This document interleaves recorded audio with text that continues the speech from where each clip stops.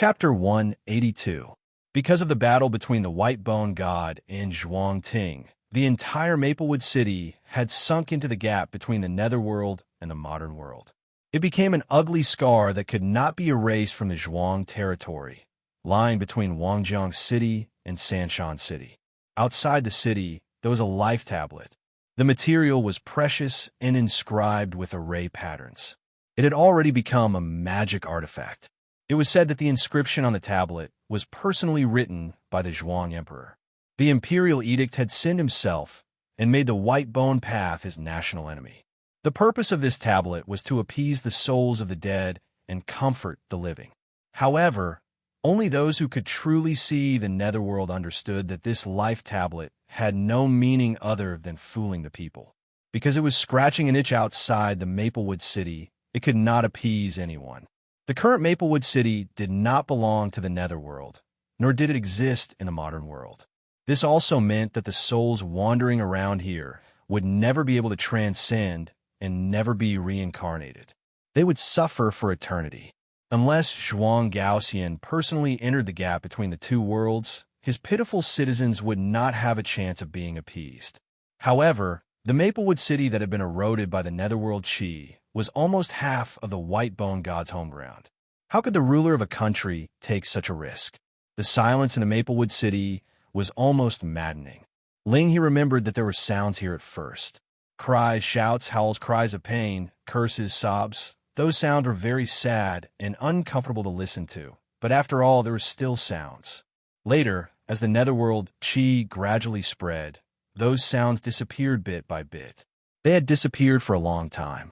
He had watched the little girl with a ponytail in his arms die. Her breath and temperature left her little body bit by bit. No matter how hard he tried, rummaging through the ruins for food and medicine, he could not stop her from leaving. At that time, Ling he suddenly realized he had saved her from the roof beam, or he had only made her suffer more. Big brother, why didn't you save me? We worked hard, paid taxes to the country, and supported your cultivation. You are a transcendent cultivator. Why didn't you protect us? I'm in so much pain. Ling he shook his head and tried to shake these images and voices out of his mind. It was all just a painful hallucination. But it was these painful illusions that reminded him that he was still alive. More and more moments of absent-mindedness made Ling he realize that he didn't have much time left to be conscious. In such a place, no one could avoid the corrosion of the netherworld aura. But every time he woke up, he would do his own thing. He was doing a very simple thing, burying all the corpses he could see, digging and filling graves for each of them, chanting for deliverance. People believed, only when one is buried can one be at peace. The earth is a compassionate mother who embraces all her lost children. The first person he buried was the little girl with the ponytail. He didn't even know her name. A small grave outside the illustrious Virtue Hall was her new home. Ling he recited the Taishang Salvation Scripture for her to release her soul. The Taishang Salvation Sutra itself did not have any specific spells or supernatural powers, but it was indeed a sutra that all Taoists knew how to recite. There was a history of this scripture. According to legend, in ancient times, there was a hunter who went deep into the mountains to shoot a tiger.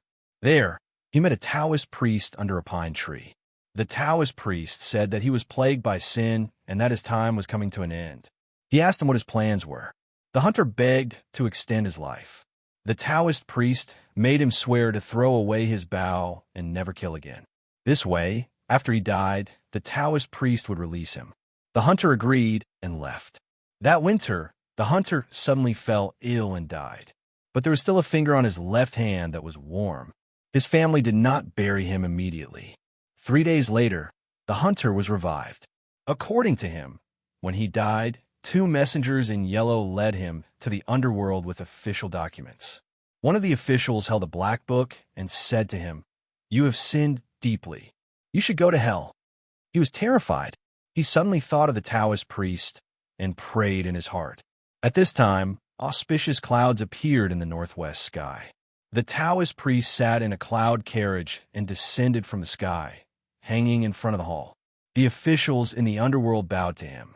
The Taoist priest said, "I have a disciple here. I am here to release his soul." With that, he took out a scripture and gave it to the hunter, ordering him to recite it. After the hunter finished reciting the scripture, the Taoist priest disappeared. At this time, one of the messengers in yellow led the hunter to his house. Hearing the sound of crying in the house, the hunter was revived. All of this was like a dream. But the hunter sat there and recalled the scripture, writing it down without missing a single word. After that, he recited the scripture every day. A few years later, he left home to cultivate, disappearing without a trace. But this scripture was also copied and spread, becoming a Taoist scripture. Its name was the Taishang Salvation Scripture. In today's world, there are many schools of thought. When cultivators choose a school, most of them consider the power of their techniques, the depth of their foundation, and the size of their school. However, many people have forgotten the original spirit and ideals of these sects and schools. For example, the Confucian school, educating without discrimination and opening up the wisdom of the people. For example, the legalist school, establishing rules and binding the world. For example, the Taoist school was not only the oldest cultivation school. Its earliest birth was the beginning of the path of cultivation, where countless people fought bravely and summed up the path of cultivation. For example, praying for blessings, releasing the souls of the dead, and so on, was one of the duties of the Taoist priests. But in today's world, how many cultivators were high above, looking down on all living things? In a world where great power belonged to oneself, the strong were always strong, and the weak were always sad. The cracks in the ground destroyed the entire Maplewood city, but after everything calmed down, the land seemed to silently accept the ruins. Ling found the corpses of people one by one from the ruins and buried them one by one. First, he buried all the children in Mingda Hall and their teachers. Then, he buried Xuanwu Street, Qingmu Avenue, Pegasus Alley. Bit by bit, he walked forward, leaving behind one grave after another. No one pitted this land, no one saved the people here, and no one released their souls. Then, he would do it. This was a destined vast project, and he might not be able to complete it in his lifetime. Not to mention that his life was destined to be short. Perhaps tomorrow, or perhaps the next moment, he would be completely corroded by the netherworld qi. Just like everyone else in this city, they would die without anyone knowing. But before he died, he still had to do it. Far away in qi, Jiang Wang didn't know that there was still someone struggling to move forward in the dead Maplewood city. Just like Du Yehu, who was becoming more and more silent and bloodthirsty in Zhejiang County, he didn't know how hard Xiaowu, who he had always despised for being lazy, was working now. At least at this moment, everyone was moving forward alone. They couldn't see the road ahead, couldn't see hope. It was the same. They never stopped. They didn't know that in a distant place, someone was responding to them from afar. They all thought that the response was only in their hearts. This was an extremely difficult path. It was like this for everyone. Jiang Wang didn't relax for a moment. The Divine Ability Inner Palace had considerable potential, but before it was realized, it was only potential. At this moment, he was already sitting in a carriage and was heading toward Qiyang County. In the carriage, the illusory flower extinguished, the crown of thorns formed and dispersed. He was making use of the time to repeatedly practice the 3 new Tao techniques he had obtained. The benefits of laying the foundation for the heavenly cycle star formation were now fully displayed. He almost didn't have to worry about the consumption of Tao energy. Of course, this trip to Qiyang County was also to increase his strength. For him, as long as it was a Tao technique that had been passed down in the world, he had a way to deal with it, no matter how strong it was. At least until now, the 3 major sword moves that he had learned from his experiences and merged into his sword arts were his most powerful techniques. But before that, he needed a truly good sword. Chapter 183.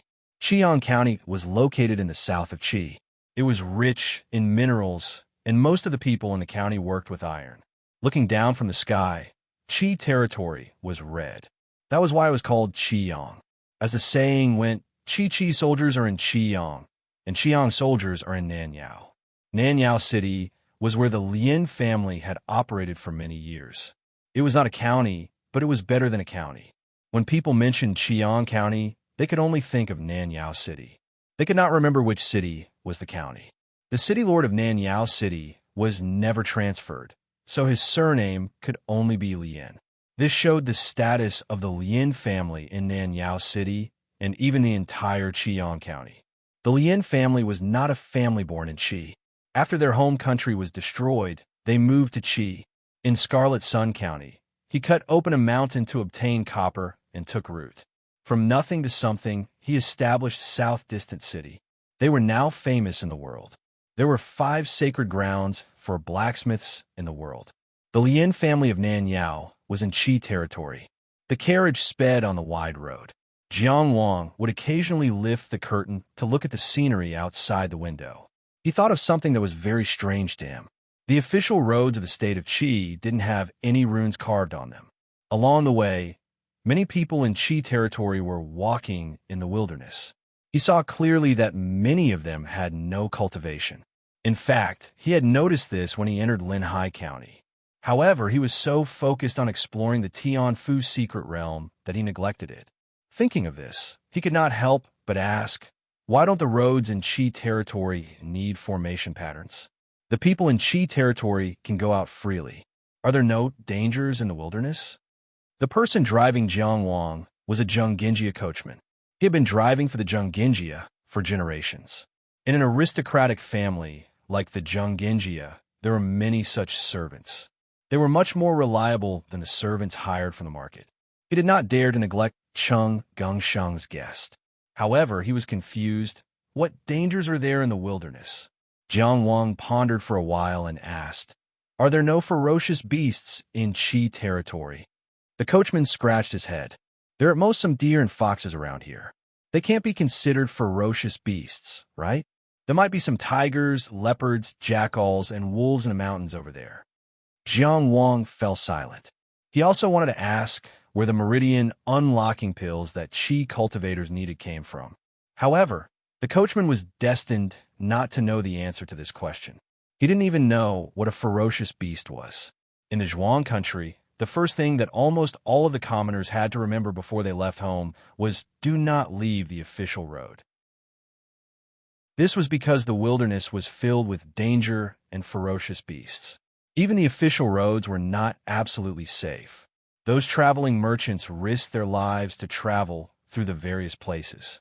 All the cultivators in the Zhuang country had no choice but to regularly patrol the areas near their residences to eliminate any hidden dangers.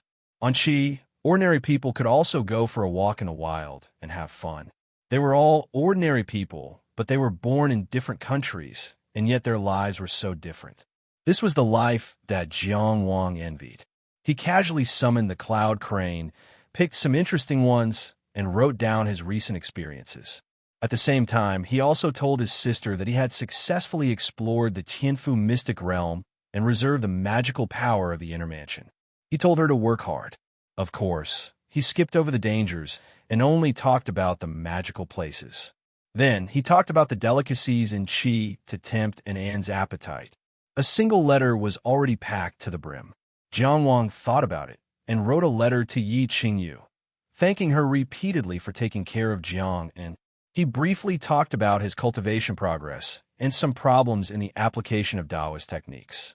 Along the way, he found ferocious beasts in many countries, except for the Yun nation and Qi. Therefore, he casually asked where the meridian unlocking pills in the Yun nation came from. After he finished writing the 2 letters, the coachman reminded him that they were about to arrive at Nanyao City. Jiang Wang stopped writing and watched the cloud crane disappear into the clouds. Now that he temporarily stopped in Qi, he was not worried that the cloud crane would get lost. However, Qi and the Yun nation were thousands of miles apart. It would take more than 10 days to go back and forth. Nanyao City was tall and majestic. Before he got close, he could already feel the heat. The whole city was filled with a scorching feeling. The streets were bustling with noise. The people in Nanyao City were generally tall and strong, with reddish and dark skin. probably because they lived by the stove all year round. The people here had a fiery temper. Jiang Wang occasionally saw people bargaining with the peddlers. It was so intense that it seemed like they were going to fight. "Are you selling this for 50 knife coins? Don't even think about it. I think other people are selling it for 40 knife coins. Then go find someone else. I'll find you. I'm not selling it." Jiang Wang silently lowered the curtain. The currency in Qi and its affiliated countries was mainly knife coins, supplemented by gold and silver. The Zhuang nation used knife coins for historical reasons, which had nothing to do with Qi. It was also different from the ring coins commonly used in Taoist countries. The knife coins of Zhuang and Qi were completely different in terms of shape and details. Of course, the knife coins of Qi were much more durable than the knife coins of Zhuang. Nanyao City was different from all the cities that Jiang Wang had seen since he entered Qi. The atmosphere of the whole city was slightly alienated. It probably followed the customs of the old country that had been annihilated in the long river of history. Qi had a large territory and abundant resources. It had conquered many countries and conquered them. Therefore, there were many different customs in Qi, but they did not affect the rule of Qi. Sitting in the carriage of Chongxian, Jiang Wang naturally did not encounter any trouble. He went all the way to Lian Kei's house without any obstruction. This guy lived in the central area of Nanyao City. His house was luxurious. Hearing the news, Lian Kei quickly rushed out of the door. He probably had been waiting for a long time. Without greeting, he pulled Jiang Wang to the family sword furnace. The so-called sword furnace, as the name suggested, was a place where the Lian family specialized in forging swords. The Lian family forged all kinds of weapons with different weapon furnaces. Lian Kei naturally wanted to use the best one. Only this furnace could represent the Lian family's sword furnace. It was said that the fire of this furnace was brought by the ancestors of the Lian family when they migrated from their old country. It had been burning since then. After so many years, it was not extinguished. It had its own history. Speaking of the Lian family's sword furnace, it was this one. Outsiders were not allowed to enter, but with Lian Kei leading the way, it was a different story, especially since Jiang Wang was the owner of this sword. According to the rules, he was qualified to enter the sword furnace. As he walked deeper, Jiang Wang became more and more frightened. He originally thought that Lian Kei would make a good magic weapon for him. But judging from this sword furnace, it was far from that. Before he got close to the sword furnace, he saw broken swords inserted into the ground like a forest. He could not tell whether these broken swords were good or bad. He only felt that each of them was very sharp. Following Lian Kei, he walked on a small path in the forest of swords. It seemed that he was following some kind of formation. Then, his eyes lit up as he saw a huge, fiery red furnace. This furnace was about the size of an ordinary house. The furnace was facing the outside, like a monster's huge mouth. The fire in the furnace burned almost constantly, occasionally jumping up and down. Bang, bang, bang, bang, bang, bang. What he felt was not the fire of the furnace, but the heartbeat of an ancient wild beast. Chapter 184. Only now did Jiang Wang understand why even someone as powerful as Cheng Gengsheng was envious of Lian Kei for helping him forge a sword. Just from this sword furnace alone, it was definitely not an ordinary item. There was only one furnace in the sword forest. Outside the sword furnace, there was not even a shed. It was probably not afraid of wind and rain. At this moment, there was no one else other than Lian Kei and Jiang Wang. This furnace had been decided by Lian Kei today.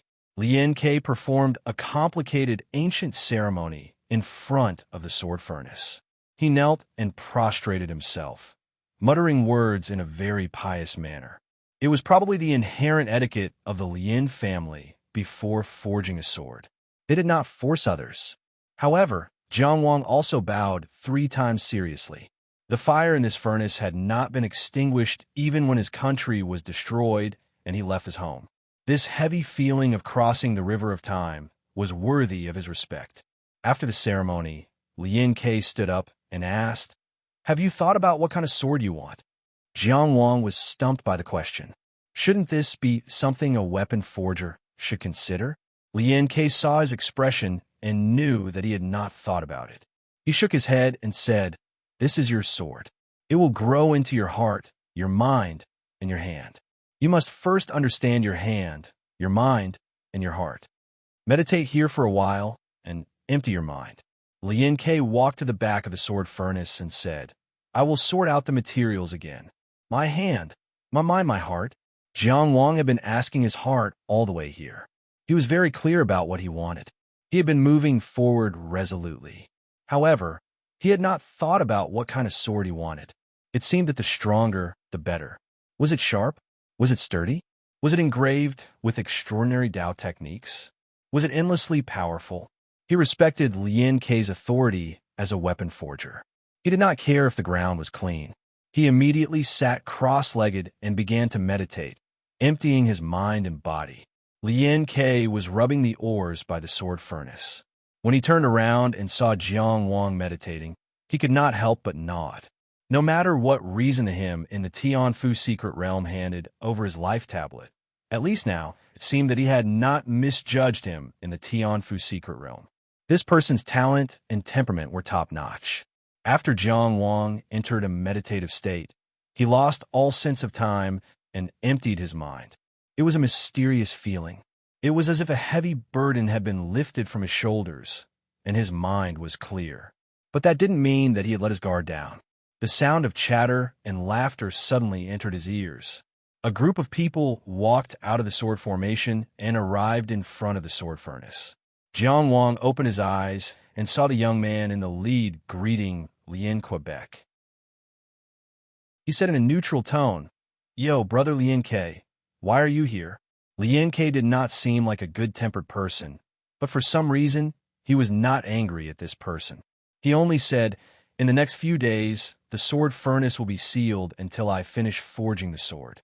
Lien Xiao, if you want to see the sword furnace, I'm afraid you'll have to wait for a while." Lien Xiao had the appearance of a typical South Far City citizen. His skin was rather dark, and he was tall and strong. His face was square and broad, and his facial features could be considered regular. Of course, just her facial features alone were already much better than Lien Ke's. Even if it's you, you only have 3 chances in your life. You gave her away just like that? Lien Xiao pretended to be surprised. He turned his head to look at Jiang Wang, who was meditating on the ground. "Who is this person?" he asked while knowing the answer. Lien Ke had participated in the Heavenly Palace Mystery Domain with great fanfare and came out empty-handed. The news had already spread throughout South Far City. Now, many people were saying that he had knelt down and begged for mercy in the Heavenly Palace Mystery Domain, and even gave up his life tablet to save his life. The reason why he had put so much effort into forging the weapon for Jiang Wang, because this was a deal that had been made in the Heavenly Palace Mystery Domain. No one knew who spread these words, but there was no way to refute them. After all, no one remembered what had happened in the Heavenly Palace Mystery Domain. It was a fact that Lien Ke had obtained nothing and had even given up his life tablet. Since Lien Ke was not angry, Jiang Wang would not force himself to speak up. He just sat there cross-legged and said, "I am Jiang Wang. I am not considered a saint. I am just brother Lien Ke's friend." "So it is brother Jiang. I have heard of your name for a long time." Lien Xiao cupped his hands in greeting and smiled. "Thank you for returning my brother Lien Ke's life tablet. You are truly noble." After the Heavenly Palace Mystery Domain ended, Jiang Wang was no longer a nobody in Chi-Chi. Firstly, he had reserved the divine ability Inner Palace. Secondly, he was a good friend of Cheng Gongsheng. Just these 2 points. As long as Lien Xiao was not stupid to a certain extent, he would not provoke him for no reason. Most of his hostility was directed at Lien Quebec. Jiang Wang shook his head. "You might not be familiar with me now, but you will know me in the future. I am not someone who likes to threaten others. If there is a grudge, it will usually end in life and death. The life tablet should be a proof that brother Lien Ke gave me. Of course, I will not be so thick-skinned as to threaten you with it." From Lien Xiao's words, he realized that Lien Ke was facing a difficult situation. He had to come out and explain. no matter what had happened in the Heavenly Palace mystery domain. Lien Ke was doing his best to forge the sword for him. This was what he should do. Moreover, he would be staying in Qi for a while. It was necessary for the people in Qi to understand him. These words were not only to testify for Lien Ke, but also to show his attitude and strength. On the other hand, Lien Ke himself did not seem to care.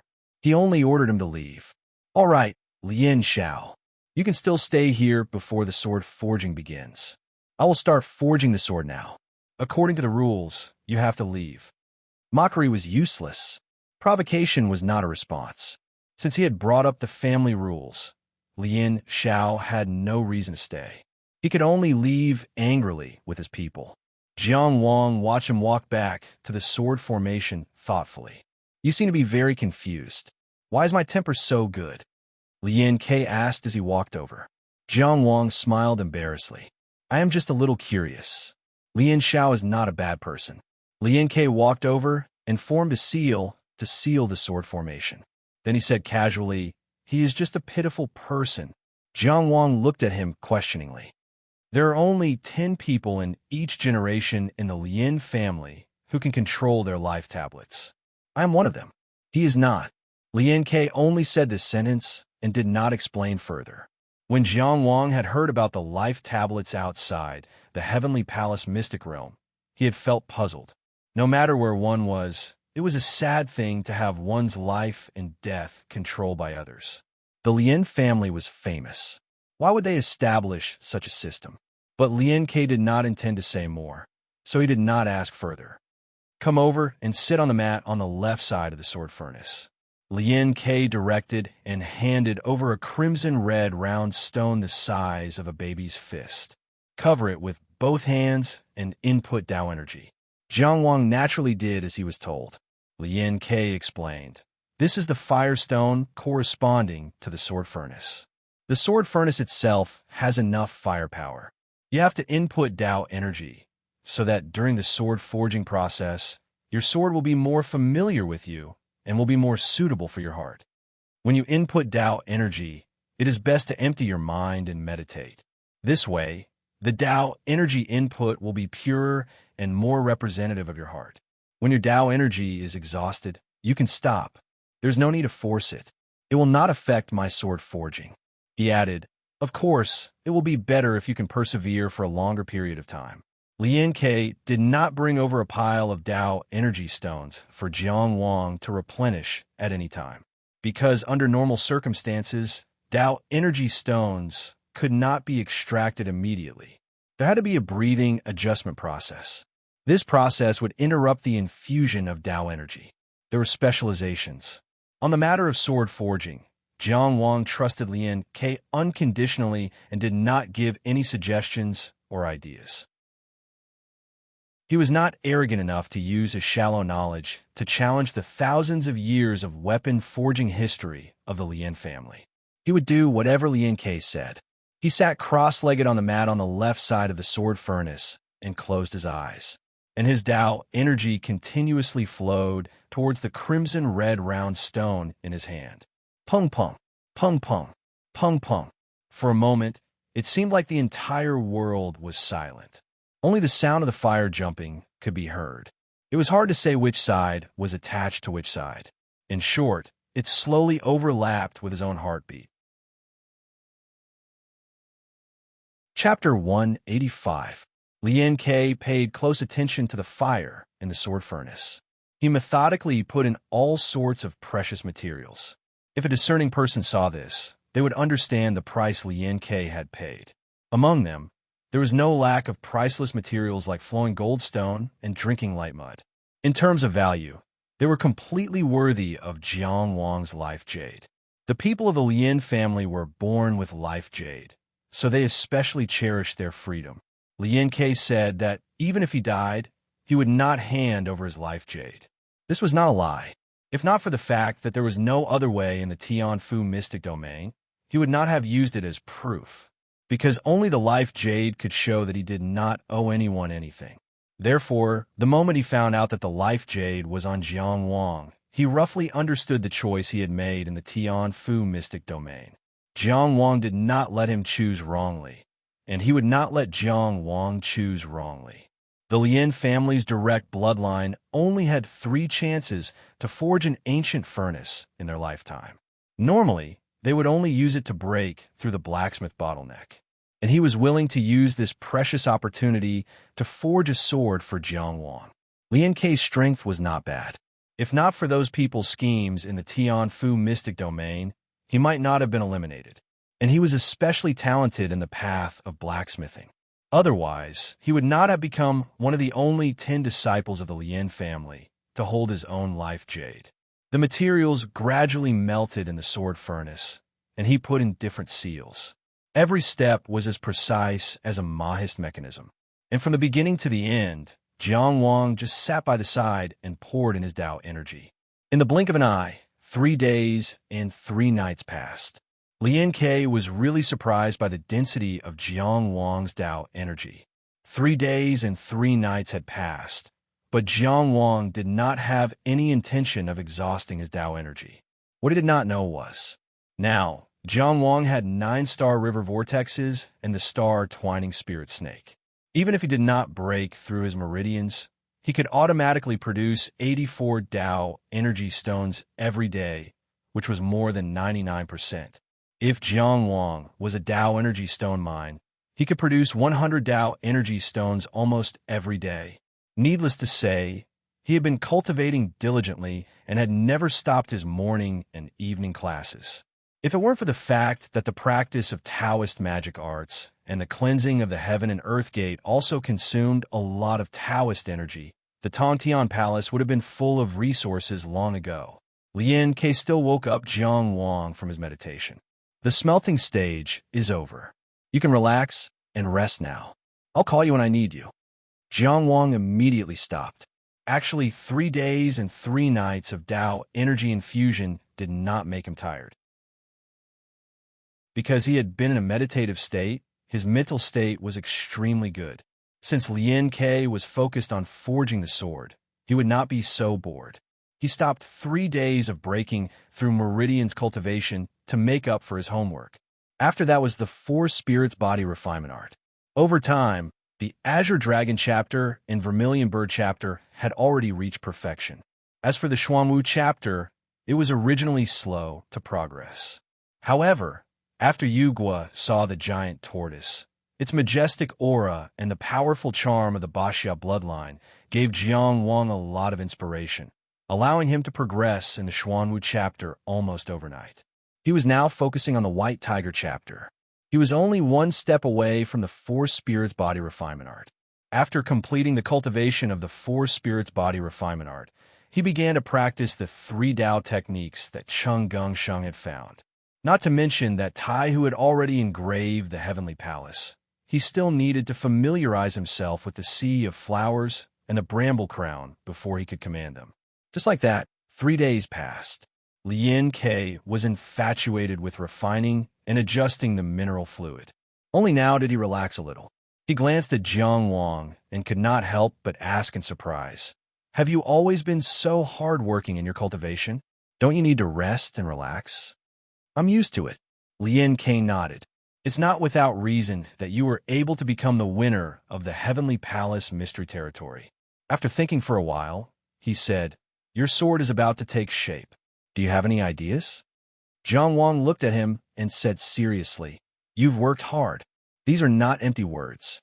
He had been cultivating diligently, but he could see how hard Lin Kei worked.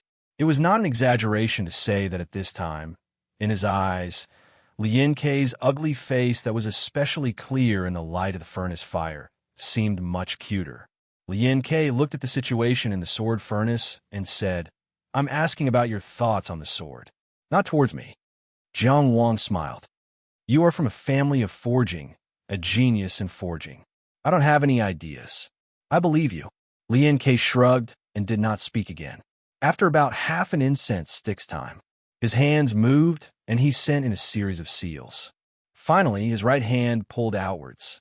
A stream of scalding metal liquid leapt out of the sword furnace. Just as it was exposed to the air, it gave off a crackling sound. It was as though the foundation of everything in the world was the condensation of this liquid. The metal liquid solidified into a crimson red metal bar, and then quickly turned black. Finally, Lien K placed it on an anvil at the side. "Come, you can forge it yourself." Lien K handed over a hammer the size of a human head. The moment Jiang Wang took it, his hands sank. He had to mobilize his Tao energy to stabilize it. He could not help but be shocked. One had to know that with his current physique, his hand had the strength of at least 500 kilograms, but it was still strenuous for him to lift this hammer. "I'll go make the final preparations. You're in charge of forging the sword billets. Forge the front side 5,000 times, then the back side 5,000 times, and so on. Don't stop until I say stop." After Lien K warned him, he turned and walked into the sword formation. Behind him, the sound of forging iron could already be heard. After an unknown period of time, Jiang Wang really did not remember the time. He was too tired. He could not even feel his arms. They were completely numb. Although he had mastered many methods to circulate energy, in the end, he could only rely on his body. He persevered completely with his astonishing willpower, relying on the Tao energy that was continuously produced by the Starry River vortex. Lien K did not appear. He even suspected that this guy had gone home to sleep. But he should not have slept for so long. At first, he could still think about these trivial things. Later, he could only empty himself. Since Lien K said not to stop, then he could not stop. After all, this was his sword. There was nothing in front of him and no one behind him. He was the only person he could rely on. Persistence was the only thing he could rely on. After countless rounds of forging, he vaguely formed a connection with the sword billets. It was a very weak feeling, but because it was sharp, it was not easy to ignore. Later, Jiang Wang unconsciously started to circulate the white tiger body tempering scripture. The four spirits body tempering scripture was derived from the white tiger body tempering scripture, and the white tiger body tempering scripture was the most important part. Now that he had reached the last chapter of the four spirits body tempering scripture, the sword was secretly compatible with West Gold. As he forged, Jiang Wang's arm gradually regained feeling. At first, it was soreness, then it was intense pain. He gritted his teeth and endured it. Finally, he felt the blood flowing in his arm, strong and warm. The white tiger body tempering scripture progressed rapidly. Just as he was getting used to it and was gradually getting better, he heard Lien K's voice. "It's done." Lien K's voice was very tired. Jiang Wang subconsciously stopped. The excitement brought about by cultivating the four spirits body tempering scripture disappeared, and he suddenly felt weak all over. Lien K did not care about him. His hands were red, and he directly grabbed the sword billets that had been repeatedly forged until they were scorching hot, and threw them back into the furnace. "For the past 3 days and 3 nights, I have fasted and refined my mind and used the secret method of the Lien family. I have made full preparations." It turned out that another 3 days and 3 nights had passed. Jiang Wang thought in a daze. "I asked you to meditate and empty your mind because I wanted your purest Tao essence. I wanted your sword to sense you through your Tao essence when it was born. Then I asked you to forge the sword billets to carry out your essence, Qi and spirit and the Samadhi." Lien K's hand gestures were very fast, and his expression was crazy. "So I don't have to ask you anymore. This is the sword you want the most. Now you can give it a name." Jiang Wang reluctantly looked up. His eyes suddenly lit up. His eyes seemed to be stung by something, and a drop of tear flowed down. In front of Jiang Wang's eyes, the sword billets, whose specific shape could not be seen, rose in the furnace fire. But the sharpness, the aura, had already attracted him. At this moment, thousands of images flashed through his mind. It was like the moonlight that could not be avoided. When you saw it, you were already enveloped by it. When he was instilling Tao essence and forging the sword billets, he had completely emptied his mind. In a sense, the sword billets before him were a reflection of the depths of his heart. But what was buried in the depths of Jiang Wang's heart? It was the bright moon that could never be touched, the dream that was gradually drifting away, and the hometown that he could never return to. With an indescribable feeling, Jiang Wang said emotionally, "Let's call it yearning for growth." Yearning for growth. Lien Ke murmured this name, staring blankly at the sword billets. There was no true weaponsmith who did not have feelings for the weapons he forged, but he did feel something from this incomplete sword that touched his heart. On the original site of the Lien family's homeland, the present state of Great Xia stood. But the state of Great Xia was not the country that destroyed the Lien family's homeland. The country before the state of Great Xia had already been destroyed by the state of Great Xia. Hatred could not be found either. When the homeland was destroyed, the Lien family fled and moved to Qi. For many years after that, the Lien family was a foreigner, and so was the Lien family. At first, the Lien family was not recognized by the local people of Qi and was ostracized. They could not gain the trust of the imperial court of Qi. No matter how outstanding their descendants were, they could not be entrusted with important tasks. Because they missed their homeland, which was in the south, the Lien family named the city they built Nanyao. After so many years of development, the old country had long disappeared in the dust of history. The Lien family gradually earned a place in Qi with their rising reputation among weaponsmiths.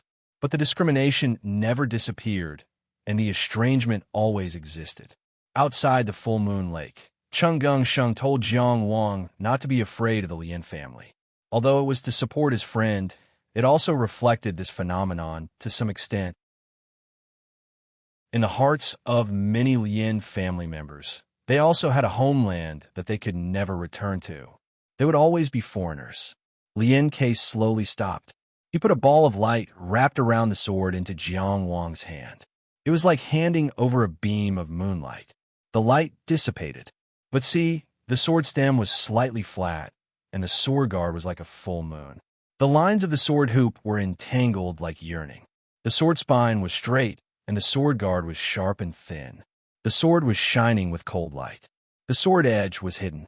In terms of color, the sword hilt was as black as ink, and the sword body was as white as snow. There was no blemish. On the sword ridge, near the sword guard, there were 3 words of Qi inscribed. It said, "Swallow returns to nest." The sword was named Longing for Changxiang, and the sword inscription was "Swallow returns to nest." Longing for Changxiang, representing Jiang Wang in Nanya. Longing for Changxiang, swallow returns to nest. Wine stored in the frost and drunk in March. Flowers like makeup, willows like wastes. I'm willing to send the date of return to swallow. Rushing east and west, always far away. 1. Crossing thousands of mountains with one heart. After thousands of mountains, the wings grow old. Looking at the eaves, there is no one. Spring swallows can't fly back to their nest. Wandering in the old city, crying in the air.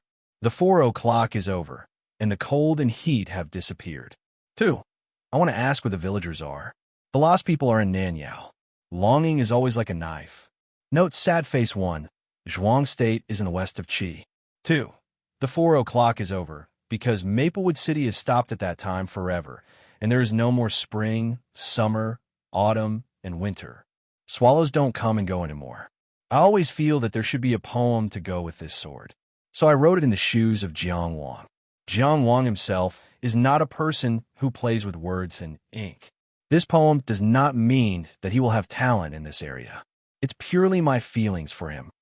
At the same time, I also hope that readers can understand these feelings more. Chapter 186. Just as the sword Sauvignon fell into Jiang Wang's hands, it was as if the painting saint had put down the finishing touch, and a true dragon left the shaft. Jiang Wang felt that his hand had been longing for this sword. He also felt that this sword had been longing for his hand. The moment he held the sword, he felt that his sword move was complete. At this moment, he knew what the sword move he had swung in the Heavenly Palace Secret Realm was, because that sword move had already taken shape in his heart. All his fatigue was swept away. If not for the fact that the sword furnace was here, he would have pressed down on his sword and wanted to dance. It was only when he held Sauvignon that his essence, energy, and spirit merged into one that this sword was truly forged. Wang clang. The sword hummed. The sound of Sauvignon Sauvignon was like a declaration. At this moment, the huge sword formation guarding the Lin clan's sword furnace moved. Countless broken swords hummed. It was as if they were cheering, but also as if they were unwilling to dim. The sword light was like a star, and the sword light was like a ray of light. Sword energy soared into the sky, and the sword hummed in all directions. The entire Lin clan, no, the entire south-distant city was in an uproar. The sword formation hummed. This was the sign of a famous weapon being born. There was a saying in the history books, only the weapon and the name cannot be fake. The ruler is in charge. This sentence meant that only power could not be given to others, and the ruler could use it for himself. The weapon was an external instrument, and the name was a dignified title. They were all expressions of supreme power. And in the field of weaponsmithing, only the most outstanding weapons could be called famous weapons. They could often be passed down through the ages and symbolize the highest achievement of a weaponsmith. Since the Lin clan had established South Distant City, only 3 famous weapons had been produced from the sword furnace, including the knife furnace and spear furnace. The Lin clan only left these 3 ancient furnaces, and other weapons not made by ancient furnaces. In hundreds of years, only 12 famous weapons had been produced. Just these 12 famous weapons had allowed the Lin clan to become one of the 5 holy lands of weaponsmithing. And now, the 3rd famous weapon of the sword furnace had appeared, and the Lin clan's 13th famous weapon. The entire city was in an uproar. Just after the famous weapon was born and the sword formation hummed, Lin K suddenly laughed out loud, incomparably carefree. His essence, energy, and spirit were extremely condensed at this moment. His entire body was like a furnace, and his imposing aura was bursting out. On the other side, the flames of the sword furnace had also risen, as if they were resonating with him. Behind him, a door appeared in the void. It was the Heaven and Earth sect. Outsiders could only vaguely see this. Most of the time, the specific appearance of the Heaven and Earth gate was only visible to the person in question. At this moment, the door opened with a bang. Yuan Qi surged violently, as if it was burning. It was as if there was an inextinguishable furnace in Lin K's body. He had actually used the opportunity of forging a masterpiece to push open the door to heaven and earth. Jiang Wang could faintly hear the roar of a dragon. Lin K had already crossed the barrier of heaven and earth. His Tao veins were like a dragon, and the dragon had entered the sea of torso. The human body had 4 seas, and the spine sea was the first sea. When the Tao meridians and the spine sea overlapped, the first sea was called the Heavenly Palace. Of course, Heavenspan Palace would leave with a soaring dragon and swim into the second ocean. The Torso Sea was the second sea, also known as the Five Viscera Palace. This realm was called the Soaring Dragon Realm. When a cultivator reached this realm, they were like a divine dragon soaring into the abyss. After all, people like Wang Yiwu, who was so strong that he felt that the Heaven and Earth Gate was too weak, were outliers. Generally speaking, the stronger one was, the harder it was to open the Heaven and Earth Gate. Lin K thought that he still needed 2 more years of polishing, but he did not expect to succeed in one day. Just like how he only wanted to forge a sword for Jiang Wang with all his strength, he did not want to owe anyone anything. He did not expect that he would be able to forge a masterpiece. Lin K had not only sacrificed everything for this Sauvignon longing, but also completely embodied Jiang Wang's spirit. Lin K looked at the Sauvignon longing in Jiang Wang's hand, and then looked at Jiang Wang. He said, "No matter what happens later, don't be surprised. It's all normal." Before Jiang Wang could understand what he meant, Lin K had already formed a seal and opened the sword formation. When they came in earlier, they had only opened a small path. But now, Lin K had opened the entire sword formation. Although the swords were like a forest, they could no longer block the line of sight. Therefore, the entire sword furnace, including Lin K and Jiang Wang in front of it, was instantly exposed to the numerous gazes.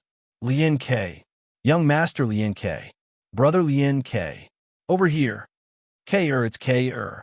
You're promising, very promising.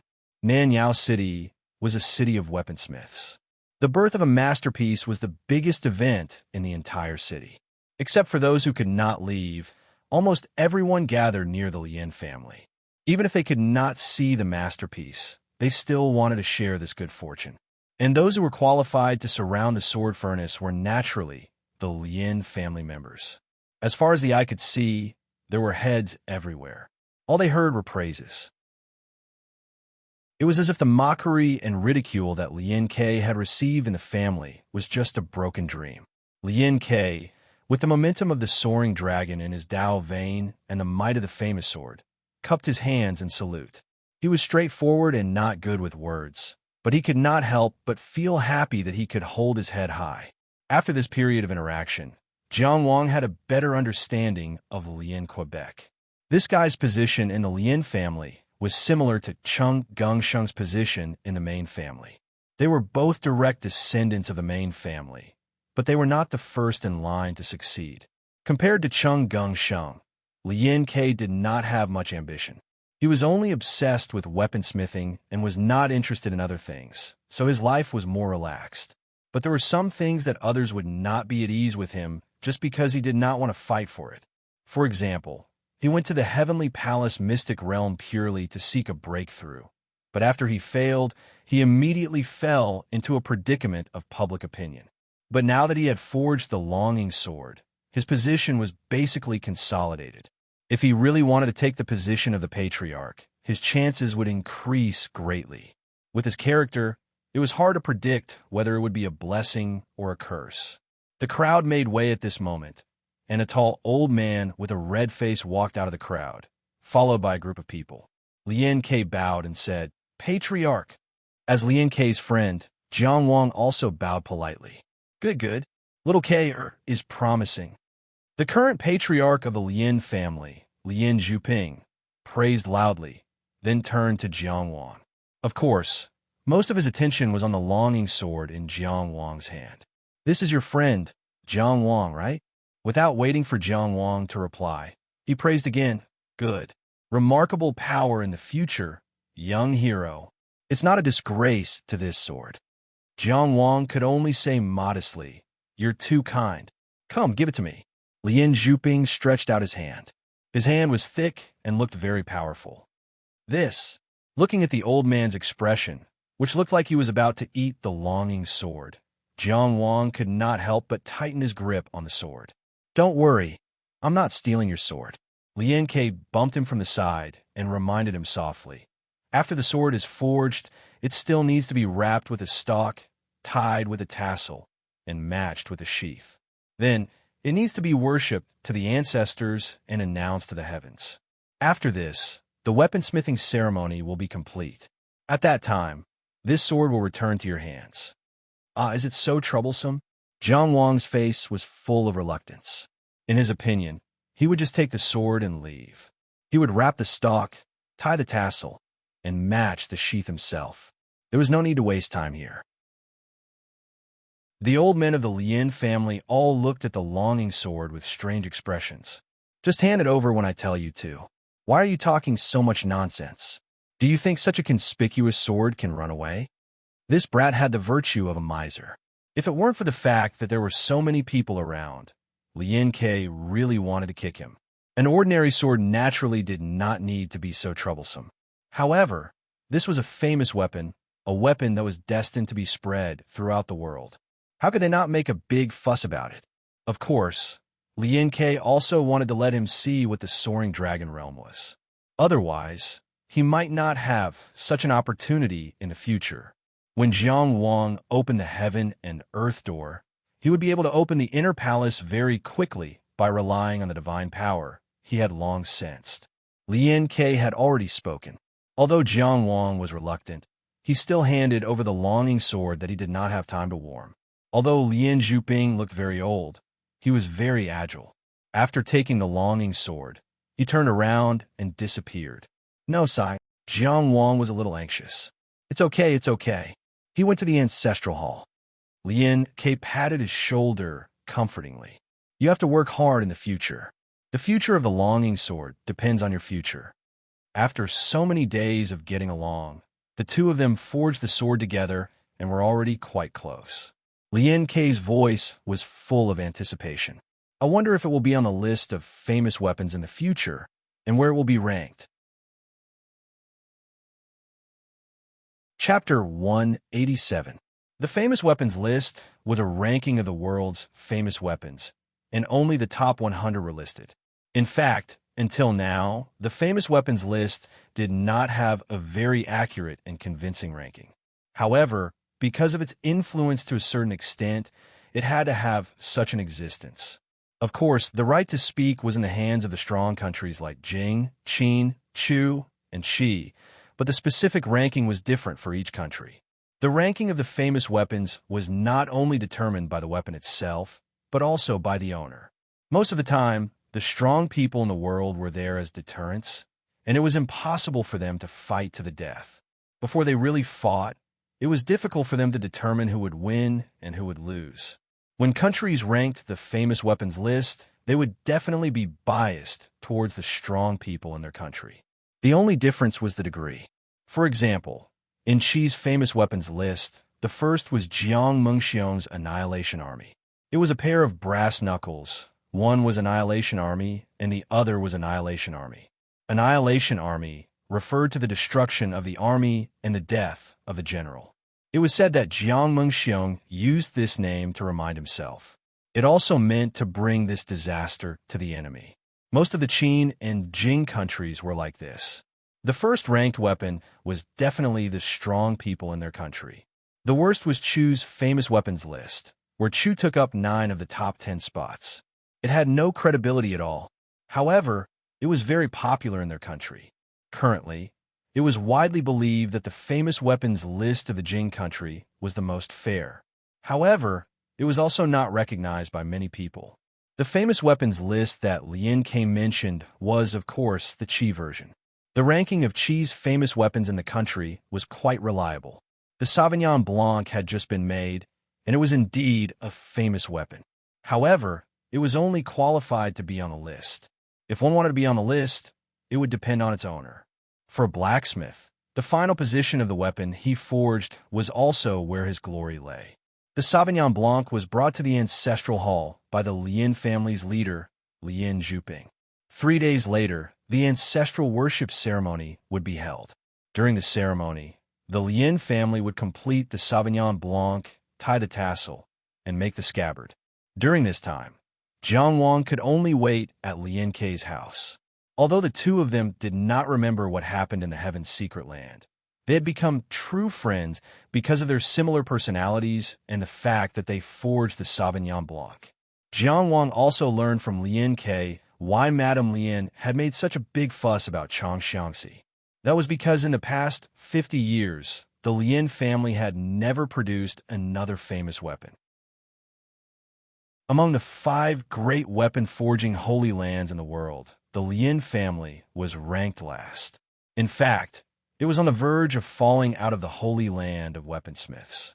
The birth of Sauvignon Blanc solidified this position. Jiang Wang had originally thought that it was natural for such a holy land for weaponsmiths to forge a famous weapon. However, the birth of the real name device required the right time, place, and people. It was difficult to force it. This time, in order to return the favor, Lien Kei had used up almost everything he had and took out the most precious materials.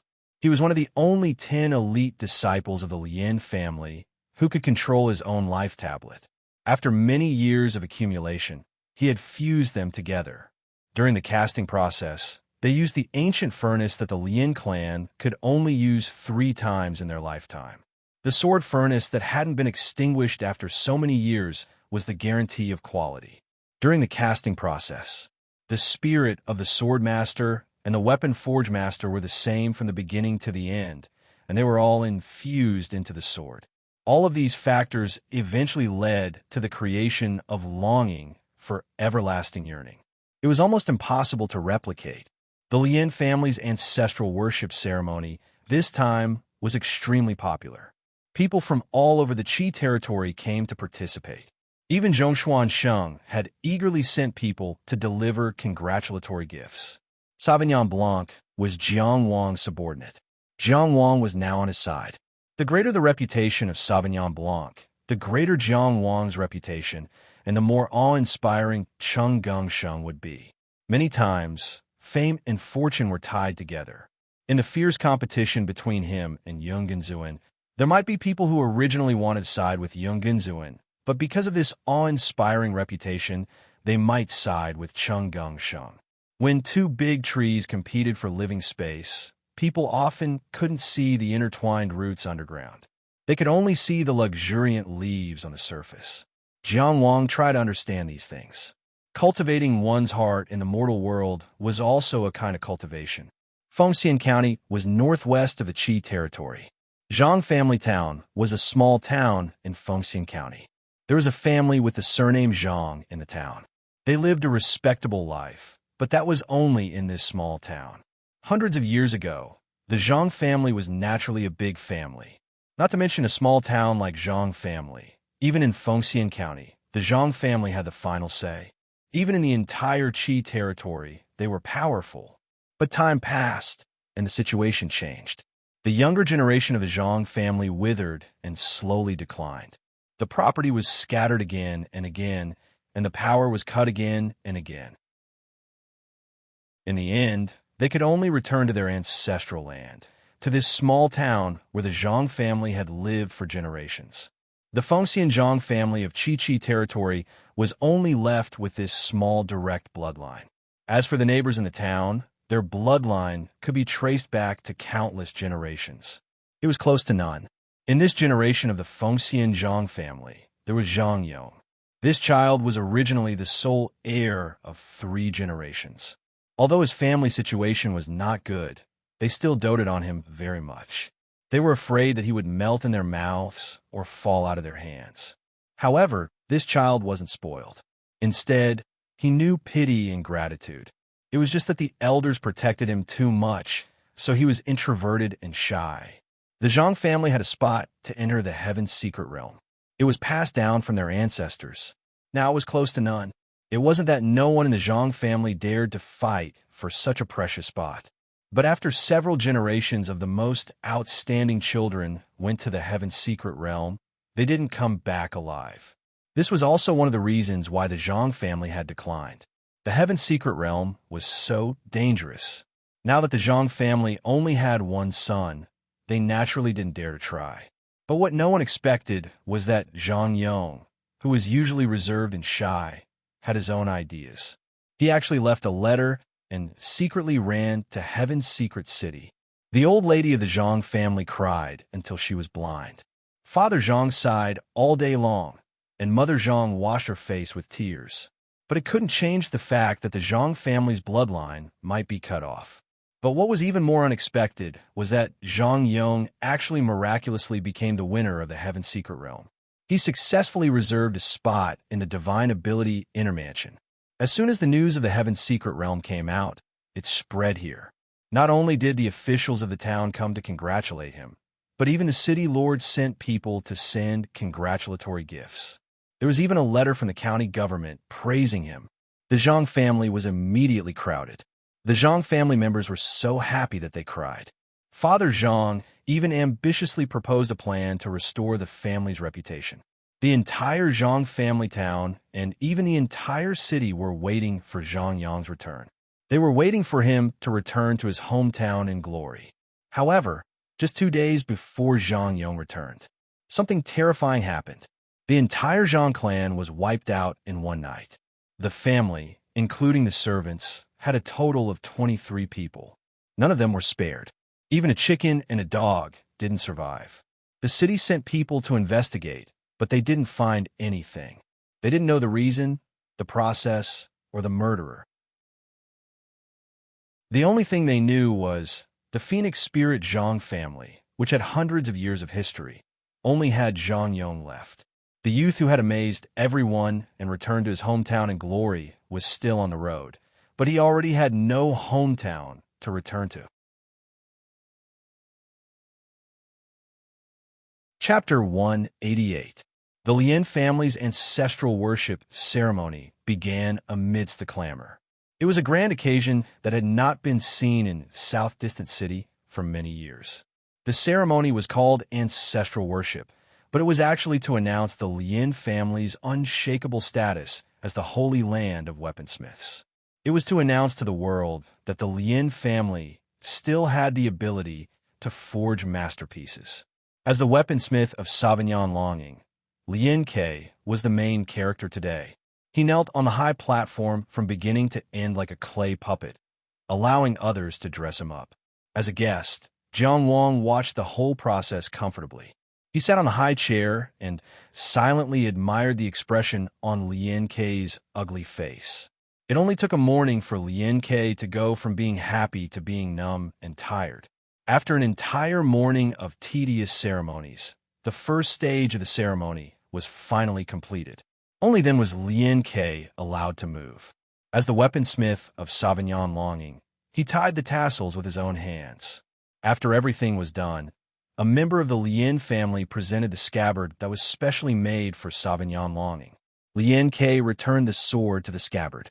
Sauvignon Longing was like a dragon swimming in the ocean, letting out a clear cry. The treasured sword was hidden in the scabbard, concealing its strength and biding its time. Lien Zhuping took over Sauvignon Longing and personally placed it on the altar.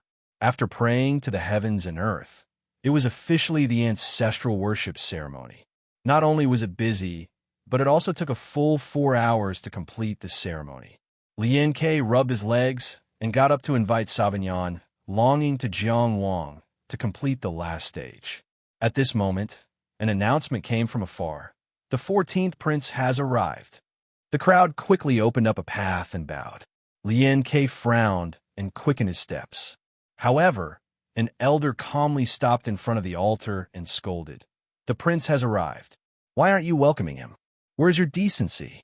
Lien K moved to the left and squeezed forward. "If you want to welcome him, go ahead. The masterpieces are in front of me. I'll finish the ceremony first." "Impudent," the elder said angrily. "How dare you be so rude after forging a masterpiece by luck? Do you still have the family and the imperial court in your eyes?" No matter how slow Lien K was, he knew that something was wrong and did not argue with the elder. He only turned to Lien Zhuping. "Patriarch, is this your idea?" However, Lien Zhuping did not say anything. He bowed and said, "Welcome, 14th prince." Jiang Wang felt something was not quite right. He was about to go up and ask about the situation when a sedan chair approached the stage. There were 10 sedan bearers in total, and all of them were in the reaching heaven state. The curtain of the palanquin was lifted, and a purple-robed man with gold powder on his face walked out. He must be the 14th son of Emperor Qi, Jiang Wuyao. The people of Qi admired purple, and purple was the most expensive color. Those who wore purple were mostly nobles. He got off the palanquin and ignored the crowd. He only cared about walking up the high platform. His sleeves fluttered in the wind, and his steps were calm. He had the bearing of a royal. He walked up the stage and saw the Sauvignon Blanc on the altar. He was delighted. "Good sword. My heart is comforted." As he spoke, he wanted to continue forward. Lien K took a step forward and blocked his path. He said in a neither servile nor overbearing tone, "Your Highness, this sword already has a master." Without waiting for the 14th prince to speak, the elder from before grabbed Lien K and said, "Is it your turn to speak? In front of the 14th prince, how dare you act so presumptuously?" Lien K turned around and punched. The heaven and earth gates opened, and a strong wind blew. It was as if a furnace fire was leaping out of his body. "Old bastard, Lien Luyue, are you done?" The Lien clan weaponsmith clan was not known for their battle prowess. This clan elder was only at the peak of the soaring dragon realm. The fist and the claw collided, and they were evenly matched. Lien Liyue didn't expect Lien K to retaliate. He couldn't hold back his anger and shouted, "How dare you be so rude? Elder, please calm down." Lien Zhuping obviously would not allow the situation to escalate. He immediately stood in the middle and separated Lien K and Lien Liyue. At the same time, he scolded Lien K, Behave yourself. Who's not behaving? Lien Ke was so angry that his ugly face turned red. This weapon has nothing to do with you. It is already Jiang Wang's good intention to use it for the sacrifice. Why do you have to decide who it belongs to? Aren't you a member of the Lien family? Aren't your skills the secret of the Lien family? Aren't your forging resources provided by the Lien family? Isn't your sword furnace the ancient furnace passed down by the Lien family? Lien Zhuping asked sternly. Now you're saying it has nothing to do with the Lien family? From the start, I have been forging for Jiang Wang. From start to finish, Jiang Wang has been involved. A weapon forged by the heavens is limited. This sword belongs to Jiang Wang from the start. Not only does it not belong to you, it doesn't even belong to me. Lien Liyue said coldly. You did promise to forge a weapon for him, but you didn't say which one. Put it aside and focus on forging another one for him. That way, you won't be breaking your promise. Lien Ke looked at him in anger. You can say that, but how can you do that? Do you not want the Lien family's face anymore? Pa! Patriarch Lien Zhuping slapped Lien Ke to the ground. Is this something you should say? All right, Jiang Wuyong smiled. I'm just here to see the new weapon of the Qi weapon forging sacred ground. Why are you so agitated? Move aside, let me take a look. Lien Liyue immediately moved aside. Please have a look. Jiang Wuyong walked forward calmly.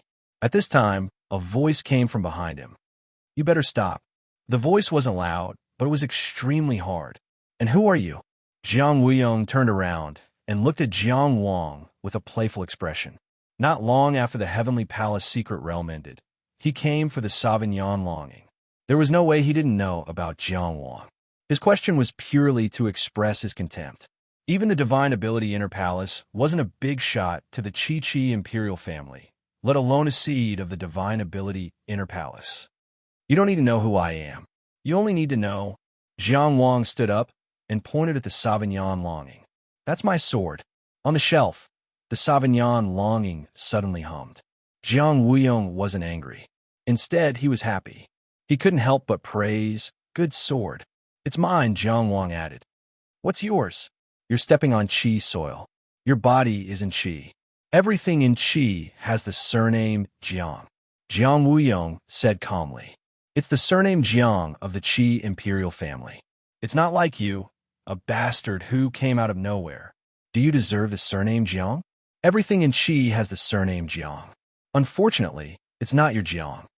Following this voice, a big fat man entered. His eyes were almost squinted. He seemed to be in a hurry. His clothes were slightly wrinkled. His fat body didn't seem very intimidating. However, as he walked, the crowd made way for him. He looked at the 14th prince with a smile. There was no respect in his expression. You want to represent Qi? Aren't you afraid of being spanked by your brothers and sisters? It was Cheng Gengsheng. When he was in Linzi, the capital of Qi, he heard that Jiang Wuyong was coming to Nanyao City. Therefore, he immediately put down what he was doing and chased after Jiang Wuyong. Finally, he arrived at Nanyao City in time to support Jiang Wang. Before he spoke, he had secretly communicated with Jiang Wang. Therefore, as soon as he finished speaking, Jiang Wang cooperated and asked, This is the 14th prince. How dare you talk to him like this? Cheng Gengsheng put his hand over his mouth and leaned closer to Jiang Wang. He pretended to whisper, The imperial family is noble. However, our king has 9 daughters and 17 sons. Other than the crown prince, the most outstanding ones are the 3rd princess, the 9th prince, and the 11th prince. However, there's no place for the 14th prince. But I'm different. The whole Zhonggenjia is now between me and Yungenzuan. I'm half a Zhonggenjia. However, he's only a prince. Although the imperial family is noble, there's only one person. This person doesn't even have a single hair. Why should I be afraid of him? He pretended to whisper, but his voice was so clear that everyone could hear him.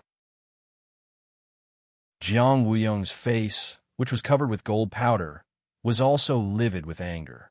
However, what Cheng Gengsheng said was the truth. At least, it was true when it came to Jiang Wuyong. The battle for the throne was fierce. With his strength, how could he dare to admit that he wanted to represent Qi. Fortunately, as a prince, he had no lack of loyal servants to protect him. "This is my Lin family's sword." Lin family's elder, Lin Liyue, said, "The 14th prince doesn't just want to play with it. Even if you want to collect it, my Lin family is loyal to the imperial family. How can we refuse?" At this time, Lin Ke had climbed up from the ground. The anger in his eyes hadn't disappeared. At this time, the anger was so real that it almost burned out of his eyes. He cut his palm with his fingers and raised his bleeding left hand. He said loudly, "I swear on my honor as a swordsmith, this Sauvignon longsword is Jiang Wang's sword. It has nothing to do with me or the Lin family. The Lin family has no right to decide who it belongs to." Lin Liyue scolded. "The patriarch is still here. The Lin family doesn't need you to say anything. Back off obediently." "Ha ha ha," Cheng Gengsheng sneered. At that time, Jiang Wang didn't listen to his advice. He didn't want to maximize the benefits and insisted on returning the life tablet. He couldn't say anything. In the end, Lin Ke forged a famous weapon and everyone was happy. However, the Lin family stirred up a lot of trouble, holding an ancestral worship ceremony and then presenting a sword without any rhyme or reason. These guys with the surname Lin were getting worse and worse. Cheng Gengsheng couldn't stand it. At this time, he didn't show any mercy and said coldly, "There's no need to act here. No matter how the Lin family acts, I just want everyone to remember one thing. Whoever dares to snatch Jiang Wang's things, I, Cheng Gengsheng, will go all out and slap his face." As one of the successors of the Chongqing family, Cheng Gengsheng's words carried a lot of weight.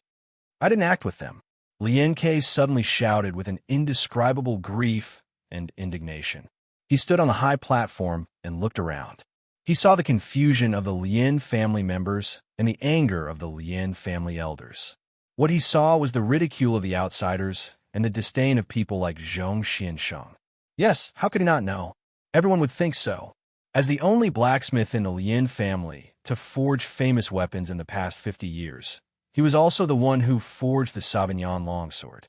How could he not know that the Lin family wanted to offer the sword to Jiang Wuyo? Everyone would think so.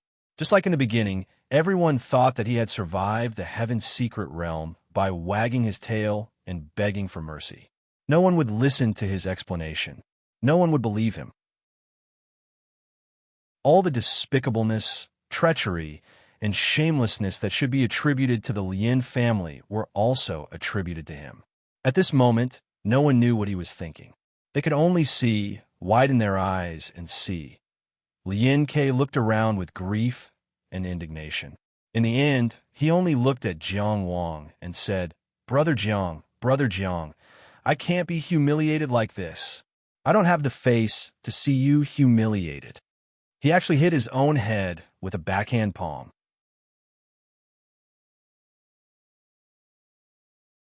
Chapter 189. What was integrity? Some people would rather die than submit. What was reputation? Some people were willing to sacrifice their lives. In this world, there were always some people who insisted on some seemingly inexplicable things. Others could not understand or see through them. However, it was precisely these inexplicable insistence that proved why people were human and why they stood in this world. Heaven and earth sinned me, and all living beings hated me. What should I do? Words were useless, and arguments were useless. There was a kind of person who would not be humiliated. Lin Ke, the creator of the famous weapon yearning. With this famous weapon, he had become the most dazzling genius of the Lin family, the most eye-catching weaponsmith. He had just opened the door to heaven and earth not long ago, and his future was promising. Today, South Distant City was packed to the brim with distinguished guests, and VIPs were as numerous as clouds. All of them came for his works. His brilliance had just begun, and he was determined to kill himself and destroy everything with his own hands, just to prove his own morals and reputation. He was so unyielding. Lin Ke's body was roaring like a furnace, and his palm was scarlet red. It was as if he had used all his strength and was seeking death without holding back. "Keir, you can't do this." Lien Zhuping was both shocked and furious. Lien Liyue was also shocked, speechless. The Lien family's reputation had been declining in recent years, and they urgently needed external support. In the eyes of the Lien family's higher-ups, the 14th Prince Jiang Wuyong was a very good partner.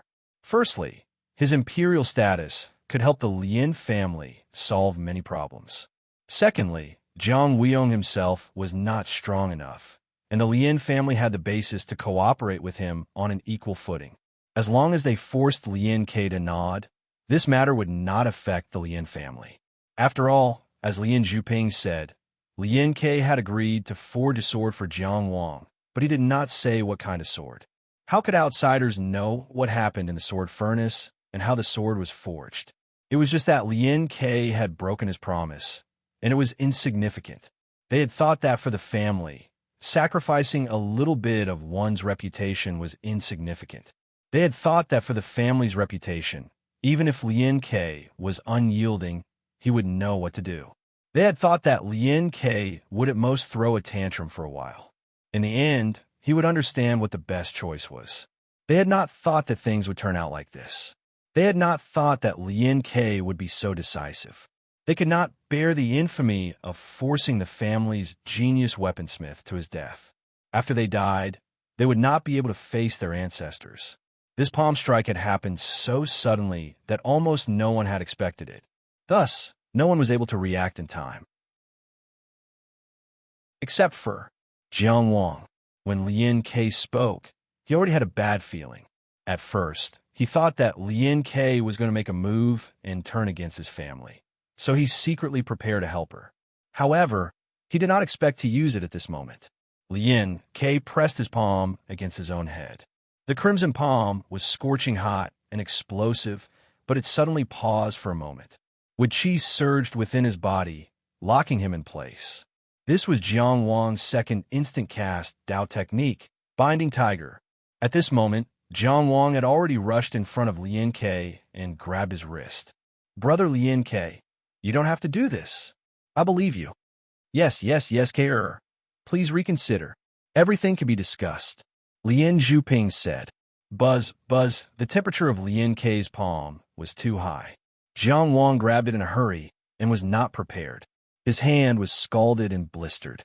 However, other than raising his eyebrows, he did not relax his grip.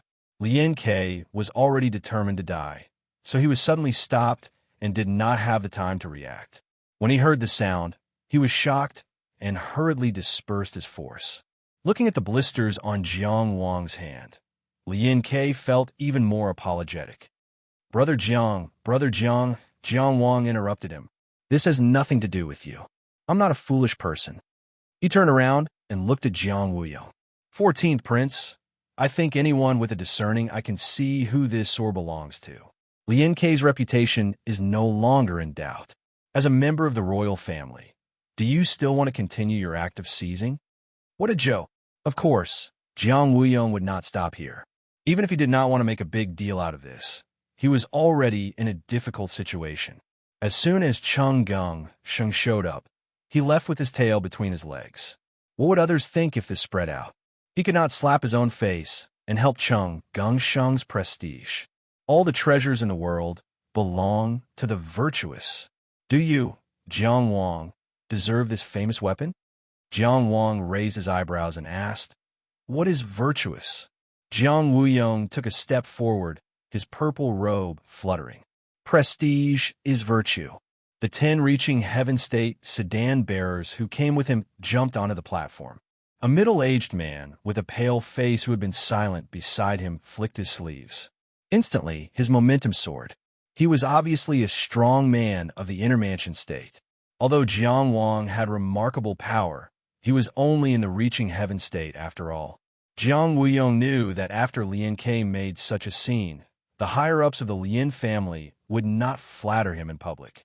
Otherwise, the spit of the Lien family's own people would be enough to drown them. At this point, he could only use his power to suppress others.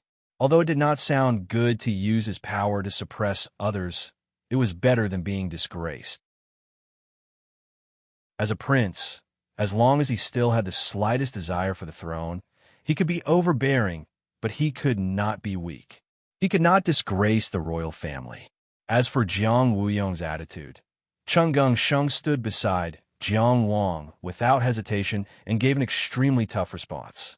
Following his movement, a short and fat old man seemed to appear on the platform out of thin air.